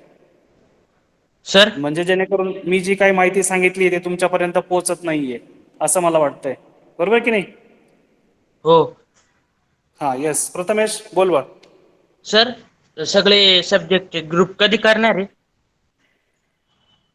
सब्जेक्टचे ग्रुप आता बाळा कसं आहे की सपोज ज्या ज्या वेळेस तुम्हाला आता सिलेबस तर दिलाच आहे, टाइम टेबल दिलाय, तर टाइम टेबलनुसार तुम्हाला प्रत्येक सब्जेक्ट वाईज तुम्हाला ऍड केलं जाईल आणि त्यानंतरच तुमचा जो काही असेल ग्रुप तयार होईल. बरोबर. हा, नेक्स्ट क्युरी विचारा आता पटपट. कोणाला काही शंका असेल तर ह्या टॉपिक वरती, सेल्फ सेफ्टी ह्या टॉपिक वरती काही कोणाला क्वेश्चन असतील, शंका असेल तर विचारा, त्यानंतर आपल्याला पुढे जायला. सर, ज्यावेळेस आमचं WPMचं प्रॅक्टिकल राहील त्या टायमाला फक्त ॲप्रॉन आणि सेफ्टी शूज आणि ग्लोव्हजच घालावेत ना? हे जे आहे तुम्हाला ज्या वेळेस तुमचं WPMचं प्रॅक्टिकल असेल तर त्यावेळेस तुम्हाला ॲप्रॉन जो असेल, ॲप्रॉन जे क्लॉथचं स्टोअर असेल, कपड्यांचं दुकान असेल, तिथून तुम्हाला 200 ते 250 रुपयापर्यंत मिळतो. तर तुमच्या साईजनुसार ते ब्ल्यू कलरचा ॲप्रॉन आपण घेऊन टाकायचा आहे. आणि शूज तर तुमच्या रेग्युलर शूज जे स्पोर्ट शूज असतील किंवा सेफ्टी शूज असतील तर ते पण तुम्ही नसेल तर बाय करायचे, असतील तर ते जे आहे तेच यूज केले तरी काही प्रॉब्लेम नाही. म्हणजे सेफ्टी शूजच पाहिजे असं काही नाही. हा, जे इंडस्ट्रीमध्ये सेफ्टी शूज वापरतो आपण तर तेच पाहिजे असं काही नाही. तुमचे जे आपण रेग्युलर स्पोर्ट शूज असतील तर ते तुम्ही यूज केलं तरी चालेल. फक्त चप्पल्स अँड सँडल, चप्पल आणि सँडल यूज करायचे नाहीये. ज्या ज्या वेळेस WPMचं प्रॅक्टिकल असेल त्या वेळेस चप्पल आणि सँडल कोणीही यूज करायचं नाहीये, जेणेकरून आपल्याला जो पण काही त्रास होईल किंवा जे पण काही ॲक्सिडेंट होईल तर त्याच्याबाबत आपल्याला व्यवस्थित प्रिकॉशन घेता येईल. हां, नेक्स्ट. सर ग्लोव्ज नोटबुक्स पण घ्यावे लागतील का? नाही, ग्लोव्ज कॉलेज प्रोव्हाइड करतं. ग्लोव्ज ज्यावेळेस आपलं प्रॅक्टिकल असेल त्यावेळेस आपलं कॉलेज तुम्हाला आणि प्रोव्हाइड करतं. गॉगल तो वेल्डिंगच्या टायमाला लागणार. येस येस, गॉगल पण कॉलेज प्रोव्हाइड करतं. सर म्हणजे ग्लोव्ज आणि फक्त कॉलेज आता एप्रिलच घ्यायचं ना आम्ही? ॲप्रॉन आणि तुमचा शूज असेल, नसेल तर तो ॲप्रॉन घ्यायचा फक्त. 200 ते 210 220 पर्यंत ॲप्रॉन मिळतो कोणत्याही ओके सर. क्लॉथच्या दुकानमध्ये. आणि अजून नोटबुक्स युनिफॉर्म आणि बुक्स अजून ज्या ज्या वेळेस तुम्हाला सांगतील त्याच वेळेस घ्या.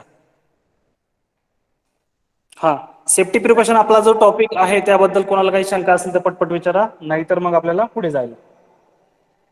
नाही सर. सर नाही याच्यासाठी स्पेसिफिक वेगळी नोटबुक करायची का? यस यस यस, जे जे आपले आता तुम्हाला जे टॉपिक्स झाले मगाशी आपल्या सरांनी पण सांगितले, मोगरे सरांनी पण सांगितले, जे जे टॉपिक्स झाले तर त्याला 100 पेजेस मोठं स्क्वेअर बुक करायचं आणि त्याच्यामध्ये तुम्ही व्यवस्थित जे जे पण तुम्ही आता ऑनलाईन शिकाल किंवा फिजिकली येऊन शिकाल तर त्यावेळेस जे जे तुम्हाला महत्त्वाचं वाटतंय, कारण याच्यावरतीच तुम्हाला जे ओरल वगैरे असेल, ओरल आणि प्रॅक्टिकल असेल तर ते तुम्ही परफॉर्मन्स करणार आहेत. तर मग ह्या सगळ्या काही ज्या गोष्टी आपण 1 महिना किंवा 2 महिन्यानंतर विसरून जात असतो, तर जे जे आपल्याला महत्त्वाचे पॉईंट्स वाटताय तर ते तुम्ही तिथं तुमच्या ह्याच्यामध्ये राईट डाऊन करून ठेवायचे, की जेणेकरून तुम्हाला ह्या सगळ्या काही गोष्टी असतील तर त्या तुम्हाला आपल्या ओरलला महत्त्वाच्या ठरतील. ओके, आणखीन काही? No sir. Okay, very good. So आपल्याला आता पुढे जायचं आहे. आपण आता फर्स्ट सेफ्टी बघितली, सेल्फ सेफ्टी बघितली. तर आपल्याला सेकंड जो टॉपिक असेल मशीन अँड टूल्स सेफ्टी. आता मशीन आणि टूल सेफ्टी तुम्ही म्हणाल की सर मशीनची आणि टूल्स सेफ्टी कसं काय घ्यायचं हो असं? तर ज्या ज्या वेळेस आपण मशीनवरती वर्क करतो, तर ज्या मशिनरीचं आपल्याला प्रॉपरली नॉलेज असेल, ज्या मशिनरीचं proper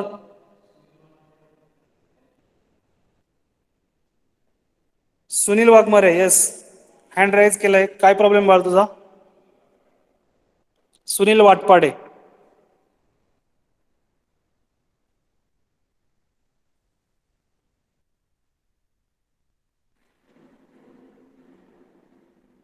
hello, may I audible? Yes sir. Sir हा, सुनील वाटपाडे कोण आहे बाळ? तुझा काय प्रॉब्लेम विचारू शकतो तू? हँड राईज केलंय म्हटल्यावर काहीतरी प्रॉब्लेम असेल.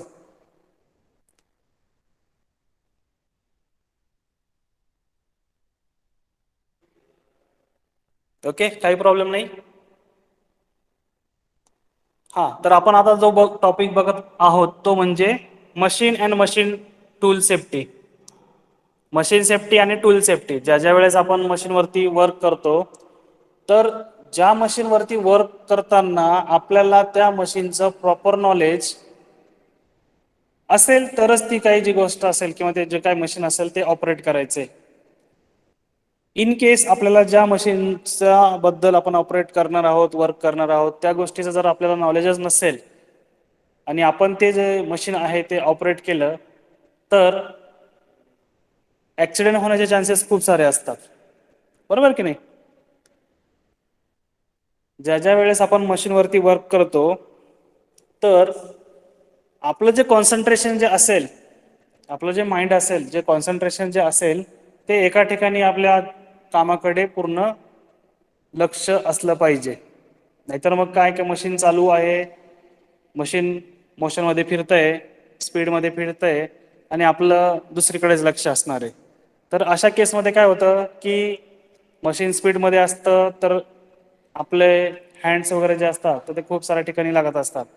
तर त्यावेळेस मशीन स्पीडमध्ये असल्याच्या कारणामुळं तिथे पण ॲक्सिडेंट होण्याचे चान्सेस खूप सारे असतात. त्यानंतर मशीन किंवा आपला जो पण वर्किंग टेबल असेल त्या वर्किंग टेबलच्या सभोवताली किंवा भोवताली जास्त करून कंजेस्टेड एरिया जो असेल तर तो आपल्याला वावरण्यासाठी फ्री मोकळा असला पाहिजे. तिथे खूप सारे असे जॉब्स वगैरे पडलेले नसावा. किंवा मटेरियल जे असेल ते मटेरियल आपल्या मशीन्स शेजारी पडलेलं नसावं, तर ते व्यवस्थित त्याची मांडणी करून व्यवस्थित ठेवलेलं पाहिजे.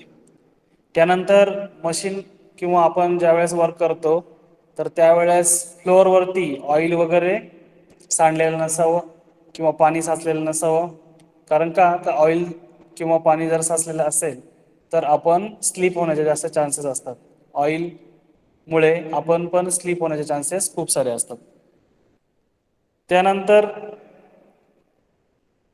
जे पण मशीन असेल ते पहिल्यांदा चेक करून घेतलं पाहिजे की आपलं जे मशीन आहे ते मशीन वेल अँड गुड कंडिशनमध्ये आहे की नाही, वर्किंग कंडिशनमध्ये आहे की नाही, हे आपण चेक करून त्यानंतरच ते मशीन किंवा जे पण आपला टूल्स असेल तो यूज केला पाहिजे. आता ज्या वेळेस आपण वर्क करतो, प्रॅक्टिकली वर्क करतो, तर त्या वेळेस आपल्याला काय आहे की मशिनरी हँडल करणं, सेफ्टी प्रिकॉशनचे जे रूल्स आहे ते सगळे आत्मसात करून त्यानंतरच वर्किंग करतो आपण. इन केस एखादा एक्झाम्पल द्यायचं ठरलं तर तुम्ही एखाद्या लेथ मशीनवरती काम करताय आणि लेथ मशीनवरती काम करताना खूप साऱ्या मुलांच्या हातामध्ये सपोज ते रिंग्स वगैरे असतात, तुम्ही त्याला मराठीत काय म्हणता, कड. तर ते कडे वगैरे असेल, तुमचे आय कार्ड वगैरे असेल किंवा तुमच्या गळ्यातले चेन्स वगैरे असतील, तर हे काय की ज्या वेळेस आपण वर्क करतो, आय कार्ड असेल, रिंग्स असेल तर त्या रिंग्स त्या मशीनमध्ये एखाद्या पार्टला अडकून आपल्या हँड्सला हार्म पोचेल, इजा पोचेल, हे काम करतं. तर त्यामुळं काय आहे की ज्यावेळेस आपण मशीनवरती वर्क करतो किंवा वर्किंग टेबलवरती व्हाईसवरती काम करतो तर त्यावेळेस आपला आय कार्ड वगैरे असेल किंवा आपल्या हातातले जे रिंग्स असतील तर त्या रिंग्स वगैरे व्यवस्थित काढून ठेवायचे. त्यानंतर मशीन सेफ्टीमध्ये जर बघायचं ठरलं तर अतिशय महत्त्वाचं म्हणजे ज्या वेळेस आपण वर्क करतो, खूप सारे मुलं ह्या मिस्टेक खूप साऱ्या करतात. जे आपलं कॉन्सन्ट्रेशन आहे हे कॉन्सन्ट्रेशन आपण प्रॉपरली आपल्या वर्कवरती ठेवलं पाहिजे. एखाद्या वेळेस कसं आहे की ज्या वेळेस मशीनवरती पेअर मिळून दोघं मिळून काम करता, तर एक जण आपला पूर्ण वर्क करत असतो मशीनवरती, फायलिंग करत असतो किंवा मशीनवरती ऑपरेट करत असतो, तर त्यावेळेस काय आहे की मशीनवरती ऑपरेट करताना जो मागे उभा असेल, तुमचा जो कोणी पार्टनर असेल तर तो पार्टनर काय करतो की आपला जो पण काही ॲप्रॉन दिलाय, सेफ्टी ॲप्रॉन दिलाय, तर तो ओढायचं काम किंवा एखाद्या वेळेस काही असेल केस ओढायचं काम, हे अशा सगळ्या काही ज्या गोष्टी असतील तर हे करत असतात. जेणेकरून हे जे केल्यानंतर जे आपलं कॉन्सन्ट्रेशन आहे, जो पण पुढचा जो वर्क करतो ते कॉन्सन्ट्रेशन जे असेल ते काय होतं, डिस्टर्ब होतं. आणि ते कॉन्सन्ट्रेशन डिस्टर्ब झाल्यामुळं त्याला पण तो कॉन्सन्ट्रेशन डिस्टर्ब झाल्यामुळं तो पण प्रॉब्लेममध्ये फसतो आणि आपल्याला पण प्रॉब्लेममध्ये फसवतो. तर ह्या ज्या काही गोष्टी आहे तर ह्या सगळ्या अवॉइड करून आपलं जे कॉन्सन्ट्रेशन असेल ते प्रॉपरली व्यवस्थित तुम्ही कॉन्सन्ट्रेट करूनच प्रत्येक गोष्टीची प्रॅक्टिकलची तयारी केली पाहिजे. नेक्स्ट असेल टूल सेफ्टी.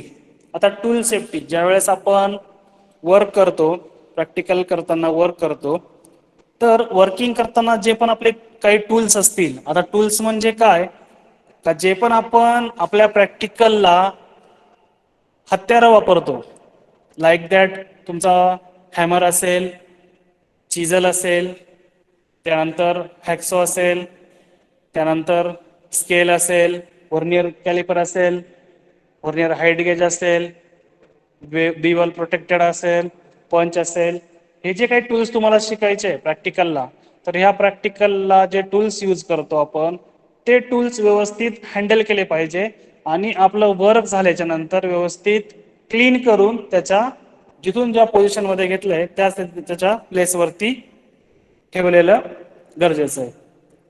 नाहीतर मग काय करणार आहे आपण, एखाद्या वेळेस आपल्याला शीट मेटलचं प्रॅक्टिकल चालू आहे, आपण शीट मेटल प्रॅक्टिकलला सिझल घेतला किंवा टीन कटर घेतला, मार्कर घेतला, स्क्रबर घेतला, स्केल घेतली. तर ह्या सगळ्या काही जे आपले टूल्स आहे हे टूल्स घेतले, आपलं काम झालं आणि ते तिथेच पडू दिले. तर असं तर कोणी करू शकत नाहीये. ज्या तुमचे टूल्स घेतले तर ते टूल्स आपण प्रॉपरली घेतले, यूज झाला, क्लीन करा आणि ते व्यवस्थित त्याच्या प्लेसवरती ठेवून द्या.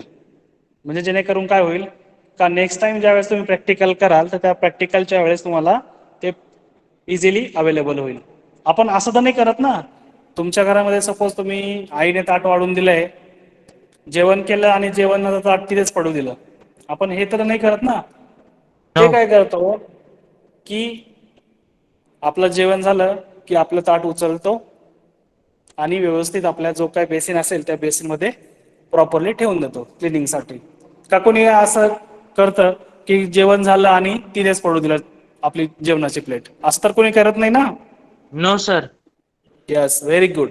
तर ह्या जे काही आपल्या छोट्या छोट्या थिंग्स आहे सेफ्टी प्रिकॉशनच्या किंवा या सगळ्या काही ज्या गोष्टी आपल्याला आपण स्वतः आत्मसात पण करतो आणि इतरांकडून आपल्याला अनुभवायला पण मिळतात. तर आपल्या या ज्या काही छोट्या छोट्या ज्या गोष्टी आहे तर ह्या सगळ्या आपण प्रॉपरली ऍक्सेप्ट केल्या पाहिजे, लर्न केल्या पाहिजे आणि त्या आत्मसात केल्या पाहिजे. बरोबर. आता आपण ज्या ज्या वेळेस वर्किंग करणार आहोत, आपण ज्या ज्या वेळेस वर्क करणार आहोत वर्कशॉप प्रॅक्टिसमध्ये, वर्कशॉपच्या ठिकाणी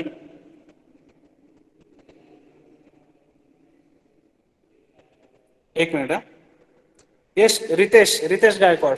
yes, ask your question. Sir, ज्या टायमाला आपण मशीन यूज करतो त्या टायमाला मशीनला टायमर लागलेला असतो. समजा CNC मशीनला, त्या टायमामध्ये आपण कुठेही मशीन सोडून गेलं नाही पाहिजे. Yes, very good. फर्स्ट, आता कसं आहे तुमचं फर्स्ट इयर आहे, फर्स्ट इयर मेकॅनिकल आहात तुम्ही. तर बेसिक आता फक्त तुम्हाला वर्कशॉपमध्ये सपोज ह्या सेमला लेथ मशीन तर नाहीये, CNC पण नाहीये. तर ज्या ज्या वेळेला तुम्ही सेकंड इयर थर्ड इयरला जाल तर त्यावेळेस तुम्हाला lathe machine, CNC machine, VMC machine तुम्हाला शिकवलं जाईल. आपल्याकडं CNC, लेथ मशीन, VMC हे सगळे आहे. तर तुम्ही ज्या ज्या वेळेस सेकंड इयर थर्ड इयरला जाल तर त्यावेळेस तुम्हाला ते शिकवलं जाईल. आणि रितेशचा पण क्वेश्चन बरोबर आहे की ज्या ज्या वेळेस आपण मशीनवरती वर्क करतो तर त्या वेळेस ते मशीन रन करून तिथून साईडला गेलं नाही पाहिजे. कारण का जे पॅरामीटर्स दिले आपण, जे आपण स्केल दिले त्याच स्केलमध्ये ते जाऊन मशीन तिथे स्टॉप होणार आहे. आणि इन केस जर ऑटो मोडमध्ये असेल किंवा मॅन्युअल मोडमध्ये असेल तर त्यावेळेस काय होईल, या सगळ्या ज्या गोष्टी आहे, जे स्केल आहे त्याला त्या मशीनच्या पलीकडे गेल्याच्या नंतर मशीन डॅश होण्याचे चान्सेस असतात आणि मशीन डॅश होऊन ॲक्सिडेंट होण्याचे चान्सेस खूप सारे असतात. त्यामुळं रितेशने जो क्वेश्चन केला तो पण एकदम चांगला आहे का जे मशीन आपण ऑपरेट करतोय ते मशीन चालू असताना मशीन चालू सोडून दुसरीकडे जाऊ नये. बरोबर. आपला थर्ड टॉपिक जो होता मशीन टूल सेफ्टी. तर जे पण काही टूल्स असतील तर ते व्यवस्थितपणे यूज करून, क्लीन करून त्यानंतरच त्याच्या पोझिशनवरती व्यवस्थित सेफ साईड तुम्ही ठेवले पाहिजे. सेकंड पॉईंट आणि थर्ड पॉईंट सगळ्यांना समजला, मशीन सेफ्टी आणि टूल सेफ्टी. Yes sir. तुम्हाला काय प्रॉब्लेम? येस, रितेश बोल. Yes sir.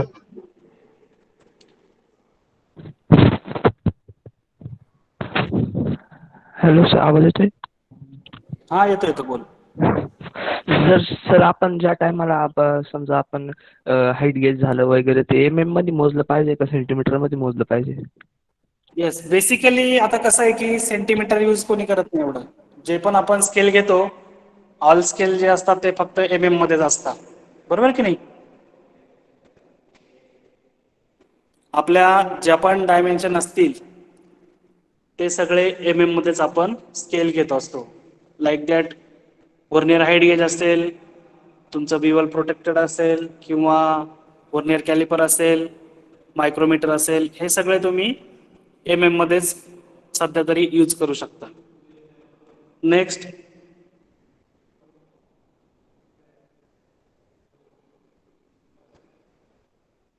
बोला, चुकू द्या, काही प्रॉब्लेम नाहीये, चुकलं तर काही प्रॉब्लेम नाहीये, बोला. याचा अर्थ आहे की असं सपोज मी जे काही सांगतोय ते तुम्हाला समजत नाहीये, बरोबर की नाही? तुम्ही बोलत नाही याचा अर्थ असा होतोय की मग मी जे काही तुम्हाला सांगितलंय ते तुमच्या पर्यंत पोहोचत नाहीये, असं काही आहे का? No sir. No sir. व्यवस्थित सगळ्यांना समजतंय? Yes sir. हो सर. हा, कोणाला काही डाऊट्स वगैरे असतील, आपण आता किती पॉइंट्स घेतले? 4 पॉइंट्स घेतले. सेफ्टी प्रिकॉशनचे किती पॉइंट्स घेतले? 4 पॉइंट. हा, तर ह्या 4 पॉइंट्स मध्ये कोणाकोणाला काही प्रॉब्लेम आहे का? असेल तर माईक अनम्यूट करा आणि बोला. Okay, very good. No sir. हा, आता मगाशीच सरांनी पण सांगितलं, इन केस आता असं कोणाच्या बाबतीत होऊ नये, ऍक्सिडेंट होऊ नये, सगळ्यांनी सेफली प्रिकॉशन घेऊन जे पण आपलं काम आहे तर ते व्यवस्थित हँडल करूनच पूर्ण करायचं आहे.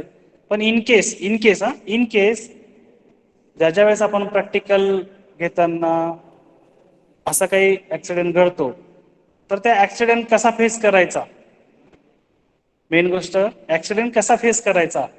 आता सपोज एखाद्या वेळेस काही ऍक्सिडेंट झालाय, एखाद्या ठिकाणी आपण वेल्डिंग करतोय आणि वेल्डिंग करताना स्पार्क उडता, तुम्ही दिवाळीच्या वेळेस फटाके वगैरे वाजवता, तर त्यावेळेस त्याचे स्पार्क वगैरे असेल तर ते स्पार्क पडतात, तसेच ते वेल्डिंगचे पण स्पार्क उडतात ज्यावेळेस आपण वेल्डिंग करतो. त्यामुळे तर अशा वेळेस एखाद्या ठिकाणी आग लागली तर आग लागून आपण घाबरून न जाऊन तिथे आपल्याला काय करायचं आहे हे व्यवस्थित आपल्या माइंडमध्ये घेऊन ती गोष्ट केली पाहिजे.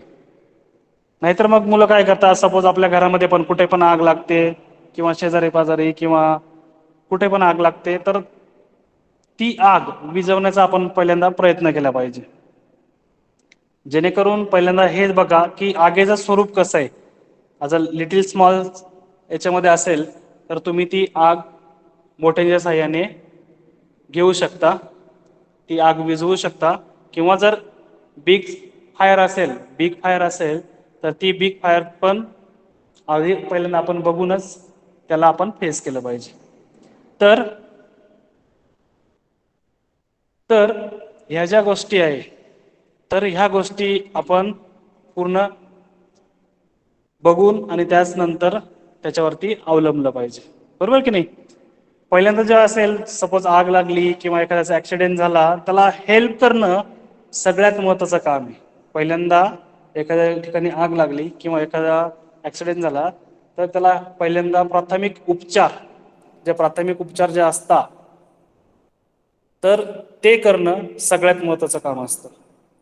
तर सपोज इन केस एखाद्याचा ऍक्सिडेंट झाला तर त्याला तिथून त्या ठिकाणाहून उचलून लवकरात लवकर जवळच्या दवाखान्यामध्ये नेणे, त्याला मलमपट्टी वगैरे जे काय असेल ते करणे. त्यानंतर एखाद्या ठिकाणी आग लागली तर आग लागल्याच्या ठिकाणी काय आहे की सपोज पाणी जर असेल तर त्या पाण्याने आपण आग विझवण्याचा प्रयत्न केला पाहिजे. त्यानंतर जे तुमच्या सभोवताल किंवा परिसरामध्ये जे पण सॉइल वगैरे असेल किंवा रॉक असेल, जी माती आणि वाळू असेल तर त्या माती आणि वाळूने तुम्ही ती जी आग असेल ती आग विझवण्याचा प्रयत्न केला पाहिजे. किंवा एखादा जाड कपडा घेऊन तो ओला करून जी पण आग असेल तर ती आग तुम्ही विझवण्याचा प्रयत्न केला पाहिजे. तर ह्या सगळ्या ज्या काही गोष्टी आहेत तर त्या तुम्ही प्रॉपरली ऑब्झर्व करून किंवा जे पण काही अग्निशामकचे इन्स्ट्रुमेंट असतील तर ते यूज करून तुम्ही तिथे जे आग लागलेली असेल तर ती विझवू शकता. किंवा ज्यांचा कोणाचा ऍक्सिडेंट झालाय त्याला प्रॉपरली हेल्प करून तुम्ही या सगळ्या काही गोष्टी करू शकता, बरोबर? तर आपण आता सगळे पूर्ण 4 ते 5 पॉईंट घेतलेले, तर ते 4 ते 5 पॉईंट सेफ्टी प्रिकॉशनमध्ये अतिशय महत्त्वाचे आहे आणि तेच लर्न करून आपण जे पण आपलं वर्क असेल तर ते क्लिअर करायचं आहे. आता सपोज सध्याची जी कंडिशन आहे, पॅन्डेमिक सिच्युएशन जी आहे ती खूप भयंकर आहे. तर तुम्ही सगळ्या जणांनी फेस केली असेल, अनुभवली असेल तर ह्या पॅन्डेमिक सिच्युएशनमध्ये आपल्याला काय जे प्रिकॉशन घ्यायचे होते, लाईक दॅट मास्क लावणं, सॅनिटायझरचा यूज करणं, हँडवॉश करणं, त्यानंतर जे गर्दीचं ठिकाण असेल तिथं जाणं अवॉइड करणं, या सगळ्या काही ज्या गोष्टी होतात त्या आपण सेफ्टी प्रिकॉशन यूज केल्या, त्यामुळंच आपण काय आज लाईव्ह आहे. जर त्या पण गोष्टी आपण जर अवलंबल्या नसती तर काय आज आपण काय कंडिशनमध्ये असेल हे सगळ्यांना माहिती आहे. त्यामुळं सेफ्टी प्रिकॉशन आपल्या लाईफमध्ये किती महत्त्वाची आहे हे सगळ्यांनाच नोन आहे. तर त्यामुळं तुम्ही ज्या ज्या वेळेस बाईक चालवता, कार चालवता, त्या त्यावेळेस व्यवस्थित सेफ्टी प्रिकॉशन किंवा जे रूल्स आहे ते व्यवस्थित तुम्ही अवलंबून तरच त्या गोष्टीचा यूज केला पाहिजे. बरोबर. तर होप सगळ्यांना मी जे दिलेले जे माहिती असेल व्यवस्थित कळालेली असेल. हॅलो, मी जे तुम्हाला सगळी काही जी माहिती दिली तर ती सगळ्यांना समजलेली आहे की नाही? Yes sir. Yes, sir. ठीक आहे. सगळ्यांनी व्यवस्थित. Yes sir. Okay okay okay ठीक आहे. तर सगळ्यांनी व्यवस्थित काळजी घ्या, सेफ राहा आणि प्रॅक्टिकल्स वगैरे वेळेवर अटेंड करत जा. Okay. Over to okay sir. Jadhav sir. Okay. धन्यवाद सर. धन्यवाद. Thank you Pawar sir. सरांनी बाय. खूप छान प्रकारे माहिती दिलेली वर्कशॉप सेफ्टी बद्दल. धन्यवाद सर. काही डाऊट्स विद्यार्थ्यांना वर्कशॉप बद्दल काय विचारायचंय? No, sir. No sir. Sunil Watpade काय डाऊट्स आहे?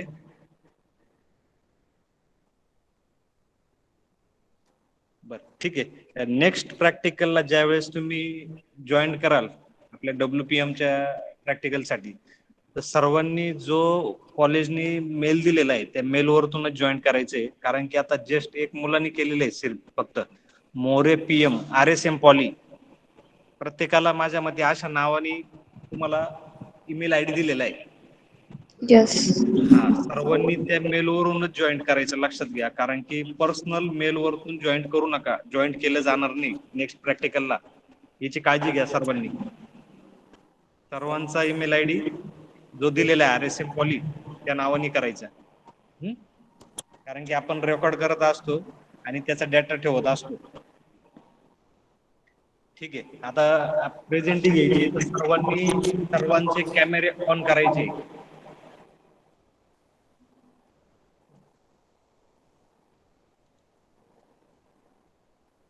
कॅमेरा ऑन करा सर्वांनी.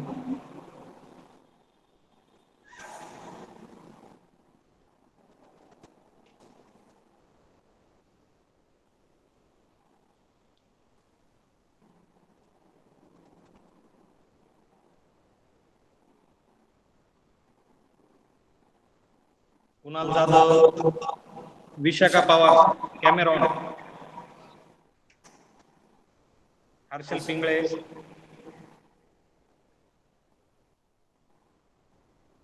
अथर्व धात्र,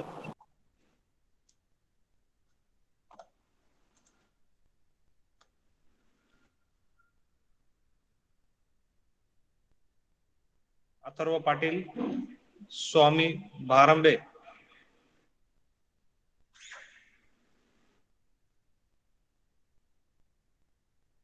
अनिकेत साळवे. पटकन कॅमेरा ऑन करा सर्वांनी. अभिजित दांडगे,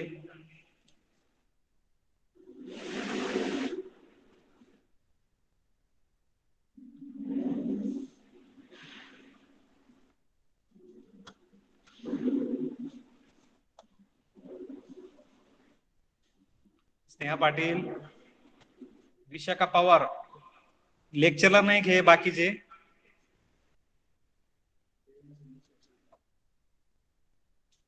ज्यांचे कॅमेरा ऑन नाही असं समजण्यात येईल ते लेक्चरला नाही, फक्त चालू करून दिलेलं आहे लेक्चर.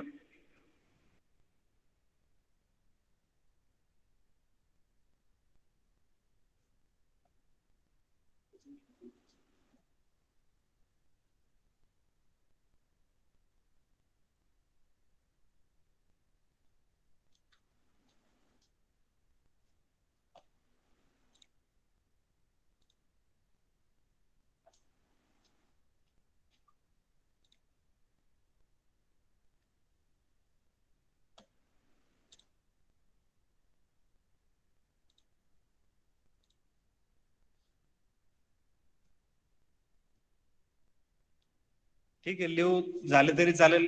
नेक्स्ट प्रॅक्टिकलला तेवढी काळजी घ्यायची, जे तुम्हाला इन्स्ट्रक्शन दिलेले आहे.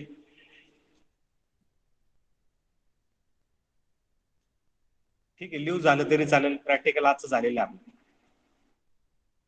Okay sir. थँक्यू. सर फक्त 100 पेजेस वालीच नोटबुक करायची आहे का? Bye sir. Thank you sir. हो येस येस 100 पेजेस बुक करायचे एक. ठीक आहे सर, ठीक. Bye sir. Okay bye. Bye. Late झाले तरी चालेल सर्व स्टुडंट्स.